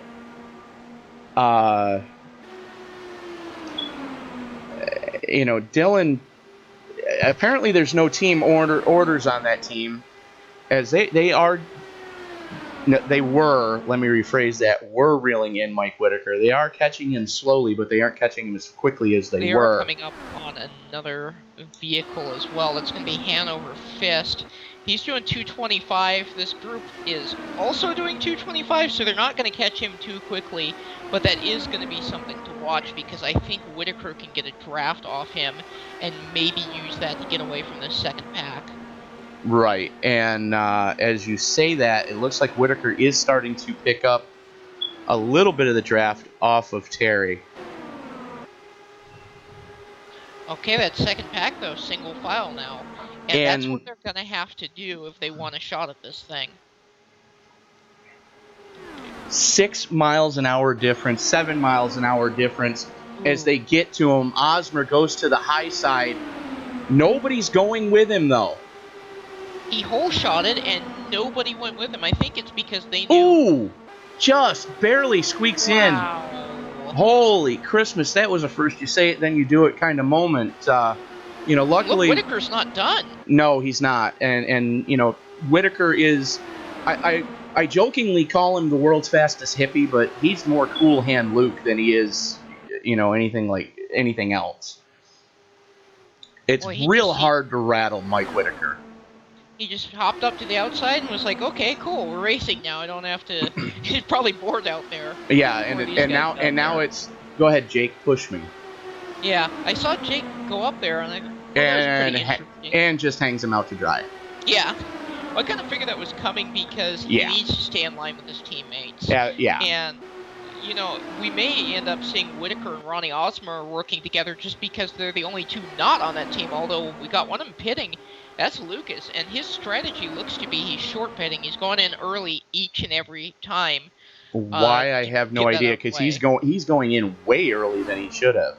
He might have some kind of crazy strategy that we haven't thought of. That's all I can figure, because nobody pits anywhere even remotely.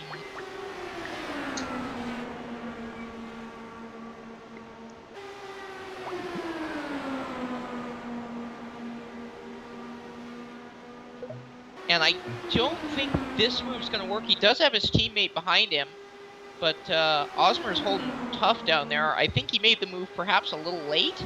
He might be able to get him coming off turn 2. Did not see if he led that lap, but at the moment, there's side pod to side pod here coming out of turn 2. You're going to see a little bit of Osmer pulling ahead here. He's got more momentum, although there's that push on the outside. And it looks like Isaiah Dupree's going to go to the lead, but not quite clear yet. There he goes, getting down, and he's going to hang out board to dry. Yes, you are correct. So that's, just so we're clear, that's Isaiah in the blue car, Jake in the red car. As Mr. Hoot Baker joins us in the booth. Hoot, how are you doing tonight? Welcome. Good. Sorry for dialing in there late. I couldn't find a car to get into, so I'm just watching the stream. So I'm way behind watching everything, but I just thought I'd hop in and say hello. Well, this has been quite an event so far. We've seen a lot of lead changes, some huge crashes, some crazy fuel strategy. It's everything I expected out of an event at Daytona, which is pretty much the gateway to the chase here. There's major championship implications all the way down. Absolutely, and we are quickly approaching another round of green flag stops here. Here comes Mike Whitaker into the pits, in fact. And as soon as I say it, Whitaker does it. He was already 15 laps into that stint. Alex Green coming pit side, Vega going pit side. So that's 5th, 6th, and 7th currently. Yeah, and I'm always going to be a couple of laps behind you guys because I'm just watching the stream, but I'll throw in a little commentary there when I can. But Mike Whitaker, not a surprise. Yeah, he's been a real cool cucumber in this race. There's been a lot of just really aggressive driving, a lot of drivers bouncing off of one another, but he's kind of just kept his head, and he's like, okay, I'm going to pit now. Okay, if you guys want to blow by me and do something crazy, go for it. I got my own race to run, and that's kind of what you have to do in an event as crazy as having Indy cars at Daytona, which is pretty much the craziest thing you could do. Well, what I'm going to do is I am going to start a share screen with you so you can at least be live with us. Yeah, there we go. Then you'll be able to see. Okay. Skype is a wonderful thing. If you just go to click on Skype, you should see exactly what's on my screen right now. Yeah, I can see it. There's a little bit of lag, but that'll really help when you go over the replays, because now I'll be looking at what you're looking at. Right. The only thing is, I think that may have just killed the stream. It's wicked laggy now. So Layla, if you could share your screen, that would be awesome as well. How do I do that? The plus sign at the bottom of the Skype call. Where you would normally add a person, just click there and it says share screen. So we are back up and running here. Isaiah Dupree continues to show the way. I think I shared the one I was watching something else on. Oh, if you were curious what was going on in the Coke 600, that's on my other screen. Okay. Let's try that again. Well, only Hoot's going to see it. So there we go. As he's probably already watching the Cody Eldred takes over the lead again as Isaiah Dupree and Ronnie Osmer working together. And And again, don't worry about me. I don't mean to mess up y'all's stream because No. everything's rolling. I'm just a couple of We're laps behind. fine. That's all. well, If you look at Skype now, I've got it on what I'm seeing, so you'll be able to be current. and Cody Eldred and Dominic Byrne, both 12 laps into their stint. The only problem is Dominic is 12 laps, 12 seconds on the lead lap. He's currently sitting in second place. 12 seconds off his leader as another round of green flag stops goes through. As we are 30 to go right now. Cody Eldred showing the way, defending IR05 Series champion, working here in the DW12s, here in the Dale Earnhardt Memorial at Daytona International Speedway. This is going to be interesting with Cody Eldred having that 12-second lead, because when he pits, there's going to be nobody to come out with. And we saw that work out quite well for Dylan Lucas before, but that may have just been fortuitous luck with lapped cars and other vehicles around that he was able to pull a draft off of. Well, that was Dominic Byrne being an awesome teammate. Dominic locked in, Cody locked in as well. So watch out for Team 3 Musket Beers when the chase starts, because I believe both of them are locked in both series. Now, I'm seeing that our leader is coming up on the battle for 7th, 8th, and 9th. That's Alex Green, Mark Vega, and Johnny Antonucci. And I'm not sure he's going to catch them because they're all kind of in a pack here. We've got more cars peeling off down pit road. Let's see who that is. Jake Gordon going in, giving up the 12th position. Looks like Jake Gordon going in and Dominic Byrne coming out in 9th. So Cody currently 15 laps into his stint. Look for your current leader to make some green flag stops here relatively soon.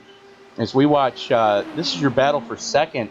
Mr. EOL himself, Isaiah Dupree, running nose to tail with Ronnie Osmer. They are 26, half a lap behind. 26 and a half seconds back off of Cody Eldred. I think all that they can really do at this point is run nose to tail and hope for the best. As Cody Eldred takes it pit side. So he is on pit lane right now. He's got to have the stop of his life. And you cannot make it from here. We are closing in on 25 to go. No way you're making it from here. So you're going to have to make one more stop. The question is, when? Right. As Eldred exits the pits, he is going to come out behind those two cars. So that's going to hand the lead over to Isaiah Dupree with Ronnie Osmer right on his tail. And Mike Whitaker is going to shake out in the 3rd position. And Whitaker is only 2 seconds back. Dylan Lucas 3 seconds off of him. Cody drops to 5th. Still trying to get up to speed. So Whitaker is a few seconds behind Jake Gordon, who is also pitted. He's got to hope that he can catch that draft and just hook up behind Jake Gordon. The two of them can get up to the front.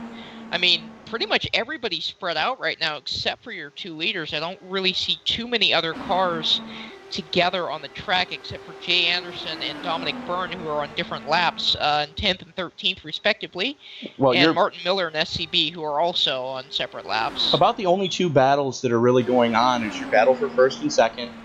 And the battle for 6th? 6th, 7th, and 8th, yes. Yeah. Which we are currently watching on the stream as Vega is pushing the daylights out of Alex Green right now. Boy, is he ever. Well, we haven't seen that before, have we? No, never. That's spooky. Here's the thing. As far as the Indy cars go, there are 3 drivers in this league that if I see them behind me and I look down at the F3 box, the differential, and I see that it's less than a 1/10 of a second, there's 3 drivers in this league that I will not worry about being directly behind me because I know they're going to push me and they're going to push me straight. And that is Cody Eldred, Mike Whitaker, and Mark Vega. Vega last season at the IR05 season finale that we had here under the lights at Daytona, Vega actually pushed me to 3rd place in the race after almost going a lap down. Vega is the reason why I was able to finish as well as I did in that event, because he was pushing the daylights out of me all race long. I Yep. will note those guys are coming up on Cody Eldred, who's in 5th. Now, he's drafting with our own Hanover Fist here, but there's only 2 of them, and there's 3 of this pack back there with Mark A. Vega pushing the heck out of Alex Green, so we may actually see this become a battle for 5th as time goes on. Well, currently they are. You're right. They are gaining on him, but they're currently over a second and a quarter off of Eldred as Dylan Lucas Look who's goes pitting pit side. again. Yeah. Now, his strategy all night, he's been going in really, really, really, really early compared to everyone else. And Tony and I were trying to figure out what the strategy would be, but I'm looking at the lap count here. 20. From here, he may be able to make it if he stretches it. He's going to have to draft, and he's going to have to pray for at least one caution. If there's a caution... Oh, go ahead. I was going to say, I got to tell you, I'm kind of a short pitter myself, but what you're describing there is that's some drastic short pitting. He's pitting, I'd say, a good 3 to 5 laps before everyone else. It is very early. As a matter of fact, he actually surprised the other drivers earlier in the race. He came in, forgot to call his pit, and just swung in there, and nobody was expecting it because it was so early.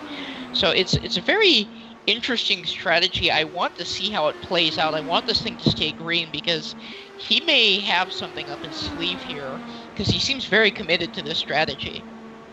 Well, like I've stated before, Dylan hasn't really run with us much this season. He ran Daytona. I think we saw him at Talladega, and that was it. As Terry Adams bringing it pit side, 13 laps into his stint, it's going to be a big ask, but you can probably make it from here. We are 20 laps. Well, when your leader comes around, will be 20 laps to go as they work their way down the super stretch here at Daytona. So this leaves Cody Eldred by himself. That was his drafting partner. He's got those 3 hungry cars behind him. Right. This is going to become a battle for 4th, but they're also going to have to pit too because they're not going to make it either. So well, it's Cody has fresher. tough. Cody has fresher tires than just about everybody else. So if he can Mike Whitaker, sorry, is about and to there pit. comes Alex and Mark. Wow. Okay, so that's really going to burn Cody because he was going to... I was about to say, if he can grab onto those guys and start making some hay on the cars in front of him, he could possibly hang people, a lap or 2 down. I think that's a definite pit strategy move on Mark and Alex because they said, hey, we're getting up to Cody. We know we can push him, but do we want to do that right now, or do we want to kind of leave him hanging dry? Well, the thing is, I think it's best to go every man for himself and leave anybody you can out Mark to dry, needs to win. Getting down to it. Yes. Alex is in on points. Mark needs to win. Whitaker's in on points. Dominic Burns in on points. Going to be pitting this lap. And if Ronnie's going to pit too, it looks like it may just be Isaiah by himself. Yeah, and I was going to say at this point, Cody is fine, right? So should be fine. Cody's in on wins. Yeah, they're just saying, you know what? There's no need for us to get up there and help Cody right now. We're looking out for you and me, and we're running good together. So let's just do this. Well, if I'm not mistaken, I think Green is going to try to help Vega, but they have just slipped to 9th and 10th, and they are 1 lap down. So that leaves Ronnie Osmer out there by himself. And Isaiah Dupree slides through his pit stall. On the money stop. On the money stop, he slides through the pit stall. Ronnie Osmer takes over the lead, and he is now starting to stretch that a little bit over Cody Eldred. That's when you start beating the steering wheel. Mm-hmm. Absolutely. Chewing on it. Well, the thing is, Ronnie's got to pit. Soon, right? He's 14 into his stint. Johnny Antonucci's 14 into his. Cody's only 9 in. Interesting. So Antonucci and Osmer have not pitted. Eldred pitted on an odd schedule. Cody's 10 in. This is getting interesting. Yeah. Now we're down to 7 cars on the lead lap as we cycle through these pit stops. And this was something that I actually didn't quite expect to see. Make that at the 6 because Daytona International Antonucci just Speedway. went pit side. And Here Osmer's comes going Ronnie pit. Osmer. Yep. And Tyler J. Graff, he is 1 lap down, I believe. Last car on the lead lap. So Wow, so he's pitting right in front of your leader. Yes.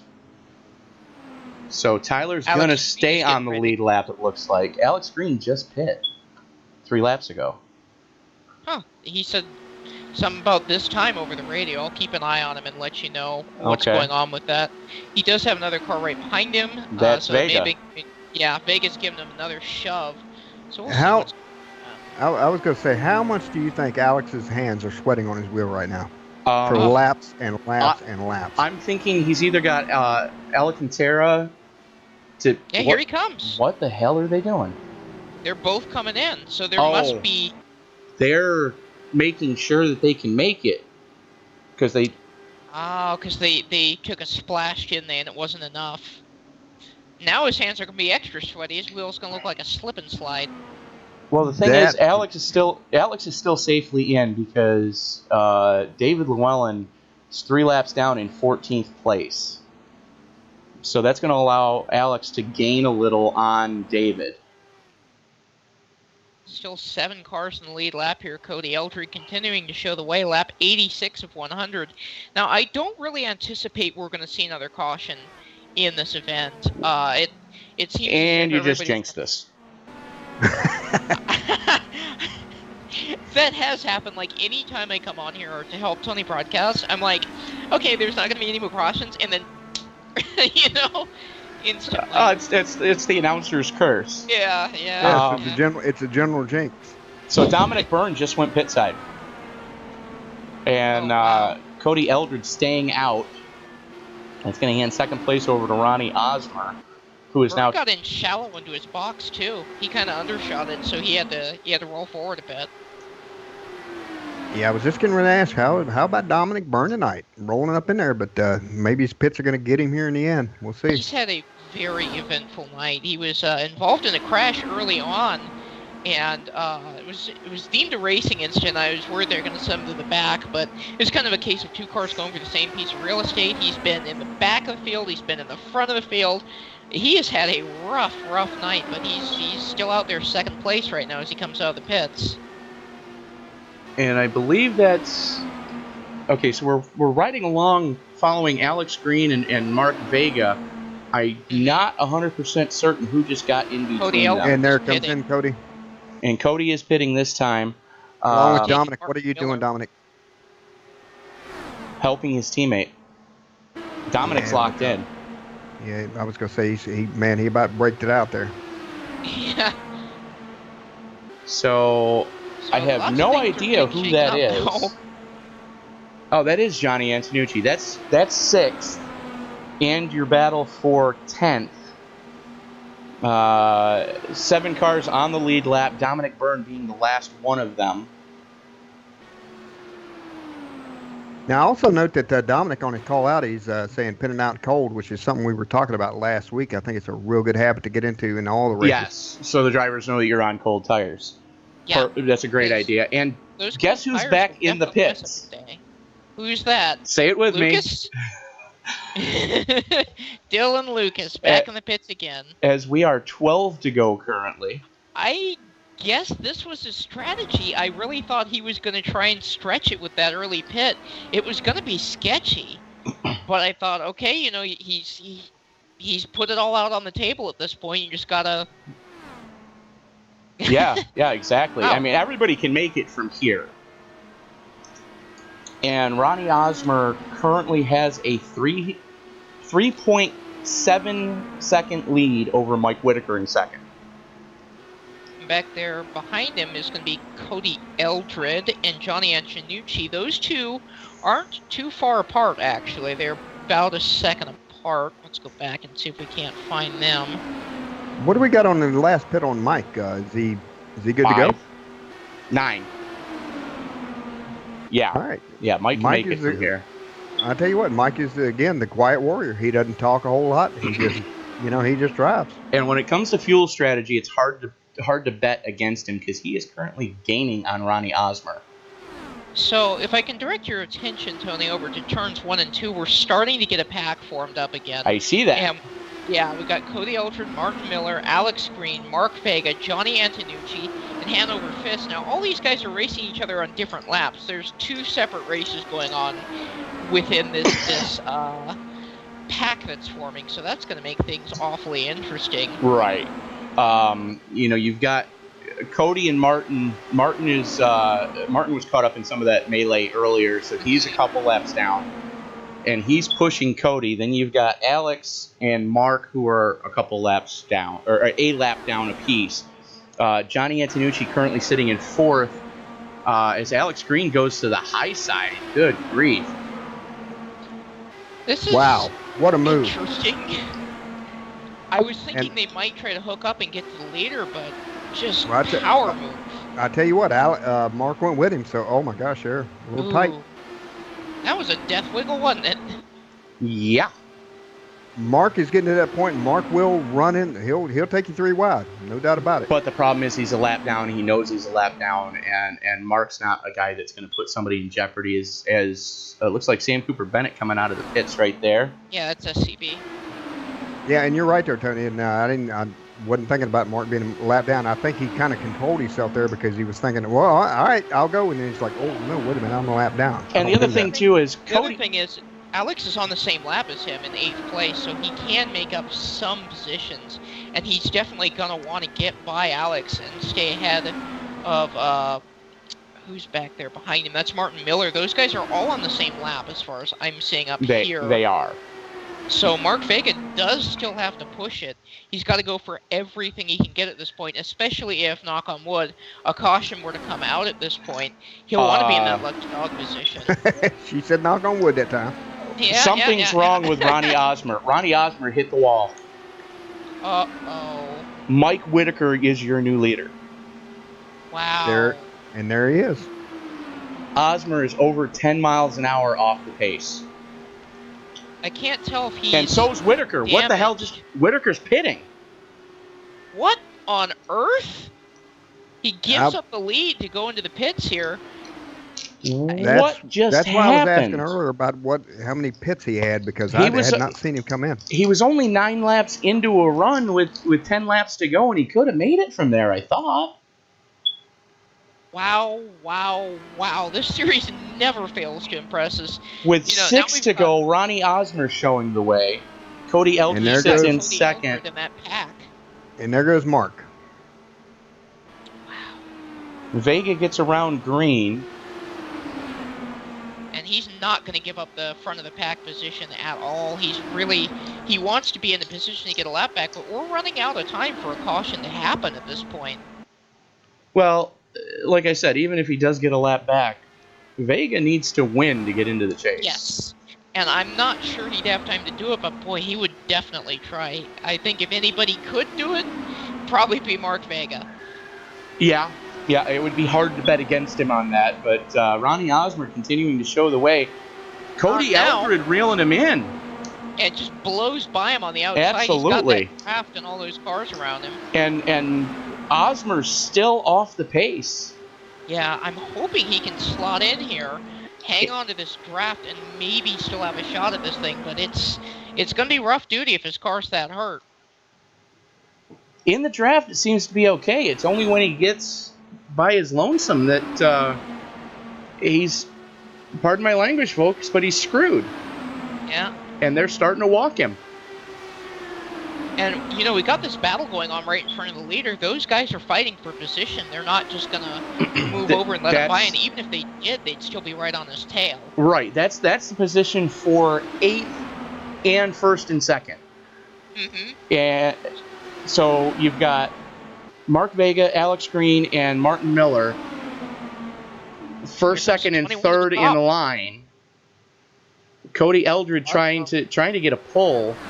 Side by side with Ronnie Osmer, this is turning out to be one hell of a finish here, as we're 3 to go. I noticed Cody backed out of it when they were going down the front straightaway, like, hey, you guys are racing really hard. I have got to hold on to this thing. I've got to win this race. So he backed out of it a little bit, and Osmer said, "Oh, hey, he slowed down. What's up?" Just right up there Yeah, on the outside. So I mean, exactly. You know, Osmer being a rookie too, you know, he's got nothing to lose and everything to gain. So Cody Eldred And this that's shows the way as we are 2 to go.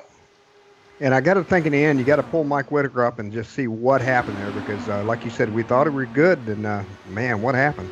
that was such an odd thing because he had that race wrapped. He would have been ahead of all this. I think. I don't think that they would have caught him, but yeah, something weird happened there. So his lap cars are starting to get away from our leaders.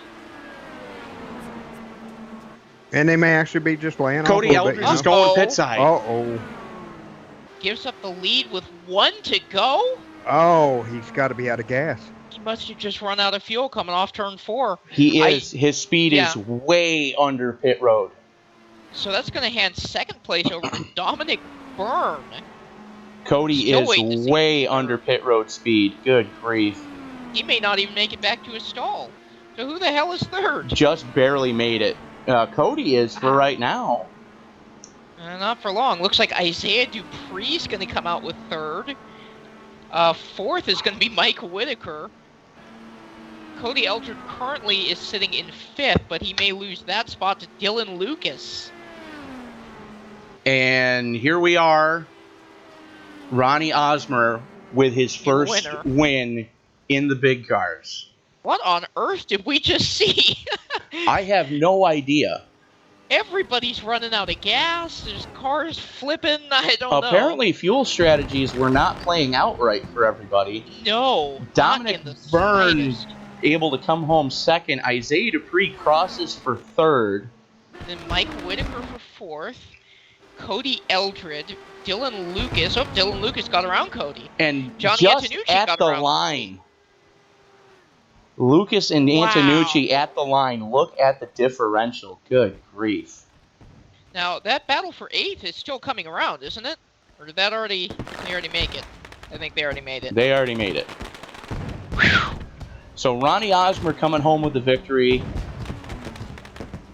Let's bring the standings up. I was in so much shock from Cody running out of fuel that I didn't think to check that battle for eighth because that was my mind exploding. I'm just like, what the hell was that? Well, there was a couple things going on there at the end. You know, Mike Whitaker coming in when nobody thought anything was going on, and then of course Cody having to just dump out of it there. Very strange. All right, so we're going to bring Ronnie Osmer into the booth real quick just to congratulate the winner here.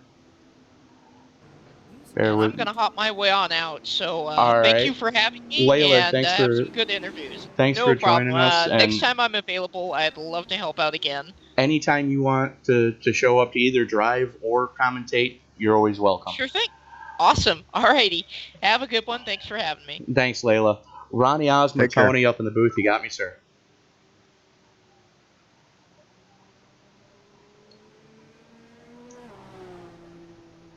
Ronnie, Tony up in the booth. You got me, sir. Yeah, I got you. First win in the big cars. How's it feel? It is incredible.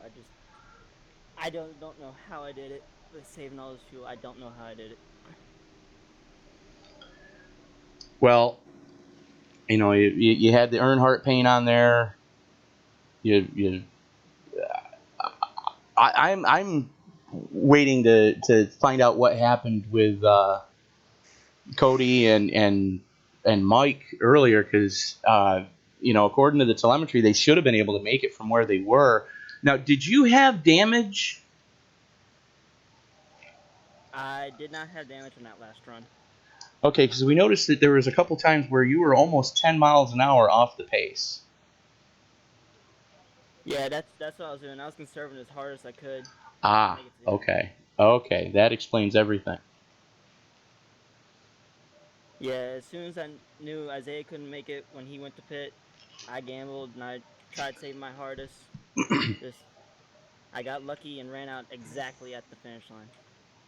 All right. Well, good on you for your first win in the big cars, getting the call up from the Pro Mazdas.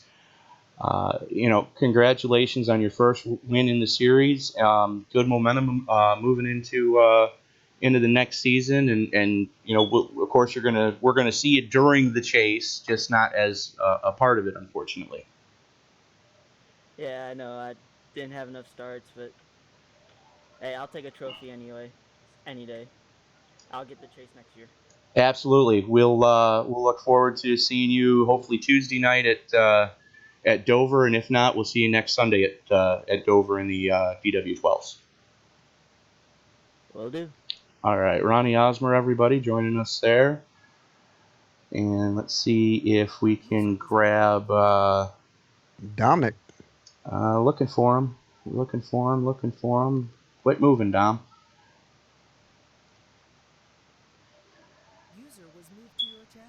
So joining us now, the Irish assassin himself, Dominic Byrne, coming home in second place. What a finish. I don't know if you're realizing exactly what took place on those last couple of laps, Dominic, but that was holy Christmas. I gotta say, Tony, that was one of the most stressful races I've ever raced in this league. I really didn't expect to come home in the second. Me and Cody had like a bit of a pit strategy going there right up until the end when he miscalculated and he ran out with 1 lap to go. But I got I think if I'd have drafted up to Sam, I probably would have taken Ronnie and got the first position. But I'm happy enough with how it ended. I'm not happy with the way some of the people acted out there today, but overall it was a really good race. Well, congratulations on the podium. Good momentum going into the chase. Now you're saying that with 2 to go, Cody ran out of fuel? Yeah, he ran out of fuel and had to pit. We were wondering what was going on. It was like, if he packed it full, he should have been able to make it from there. What's going on here?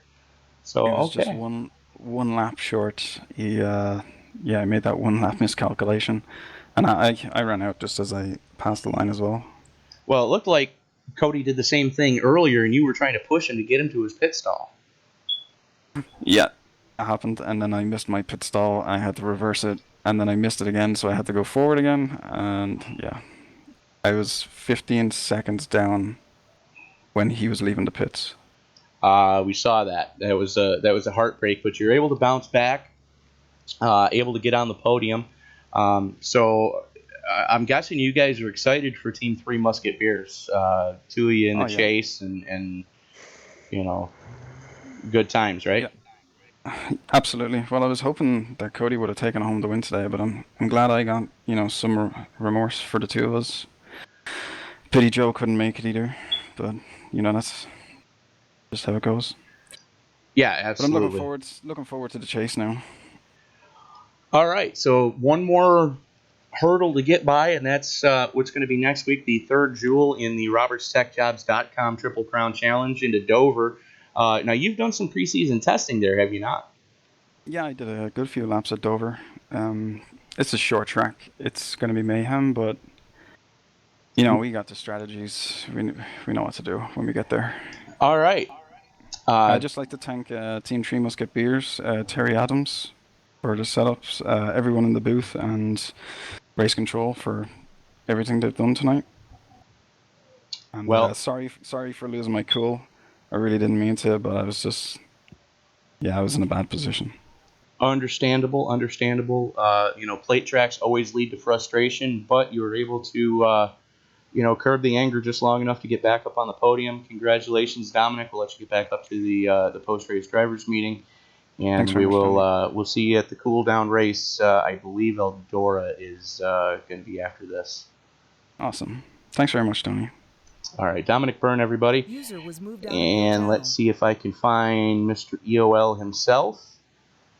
User was moved to your channel. And there he is right now joining us, Mr. EOL himself, Isaiah Dupree, able to come home with the podium finish after some just weird stuff going on tonight. I'm not sure what was going on with the fuel mileage, but Isaiah, walk us through those last couple of pit stops.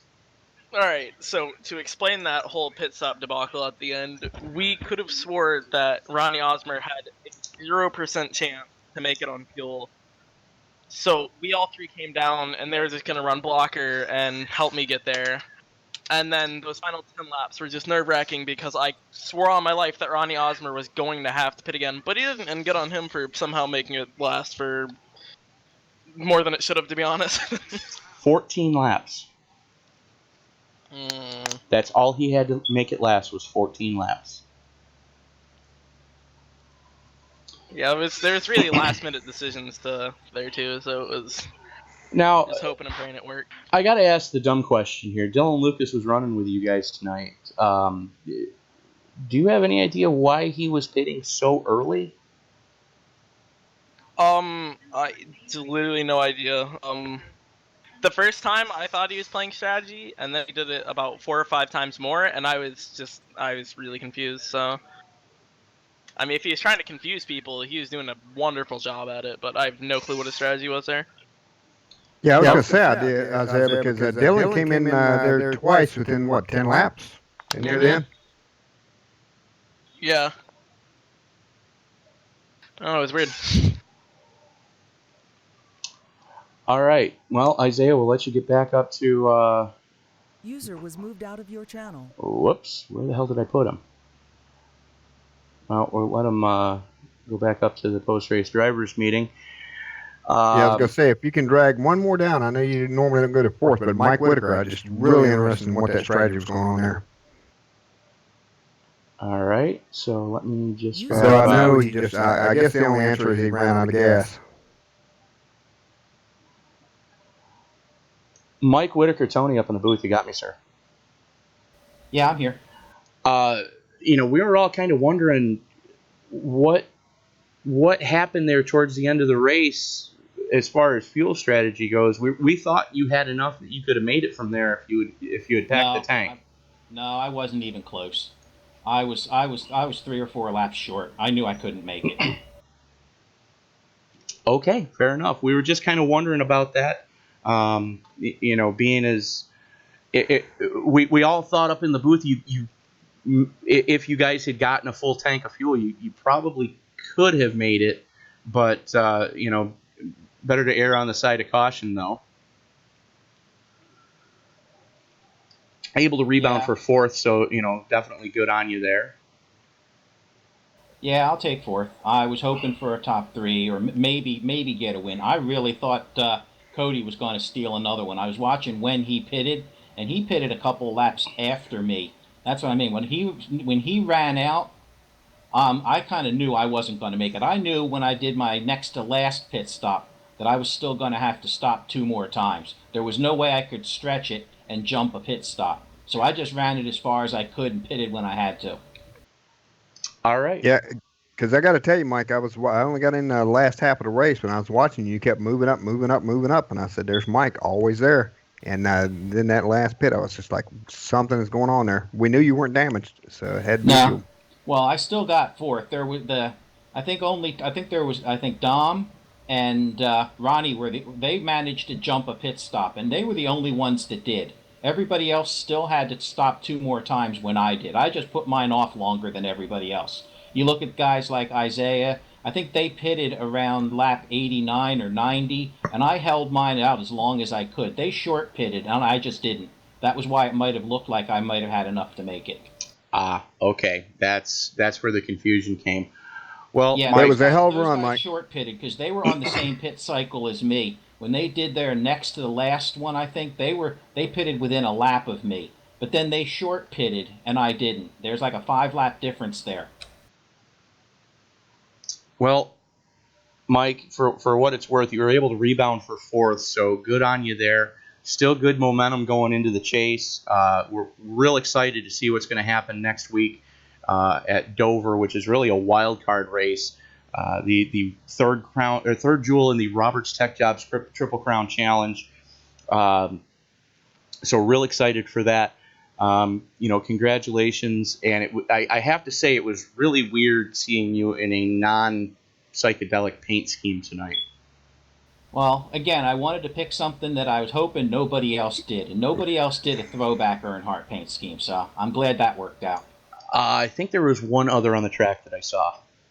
Really? Somebody else did a yellow and blue one? I didn't see one, but I haven't watched the stream yet. Yeah, I don't remember who it was, but I believe there was one other.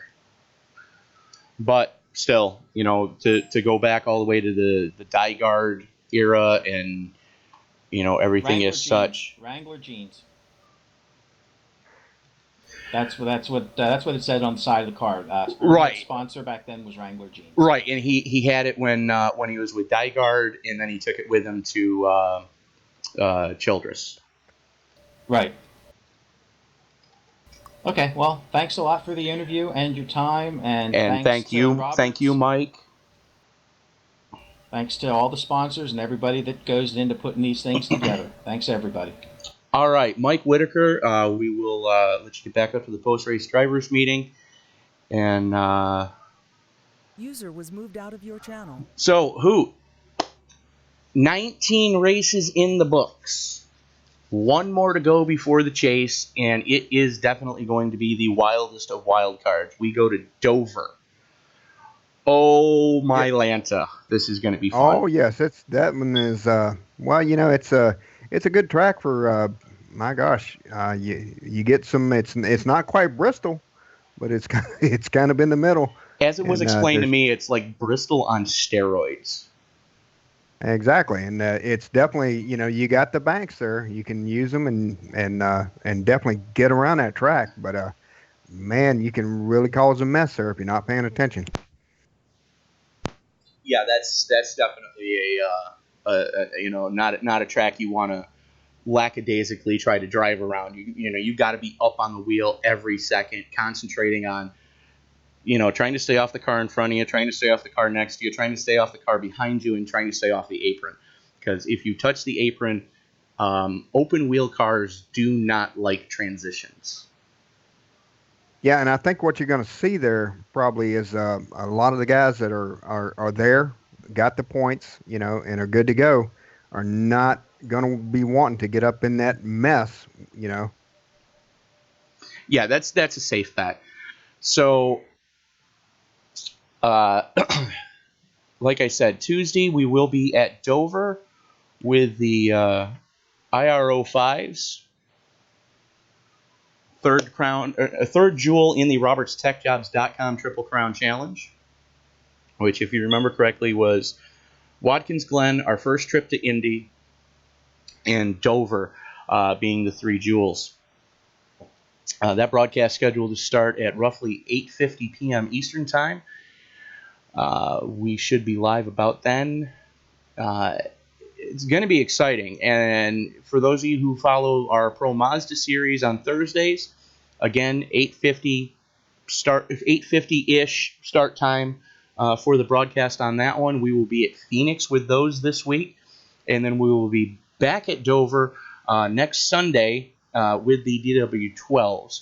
So this has been a presentation of the RobertsTechJobs.com Indy Speedway League. RobertsTechJobs.com, your Midwest leader for temp to hire and contract positions in the IT field for IT professionals. So if you are an IT professional in the Midwest or are looking to relocate, go to RobertsTechJobs.com, take a look, see what they have, and let Bill know that the ISL sent you.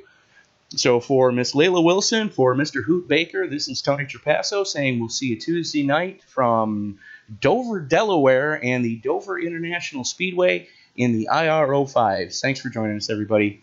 Have a good night.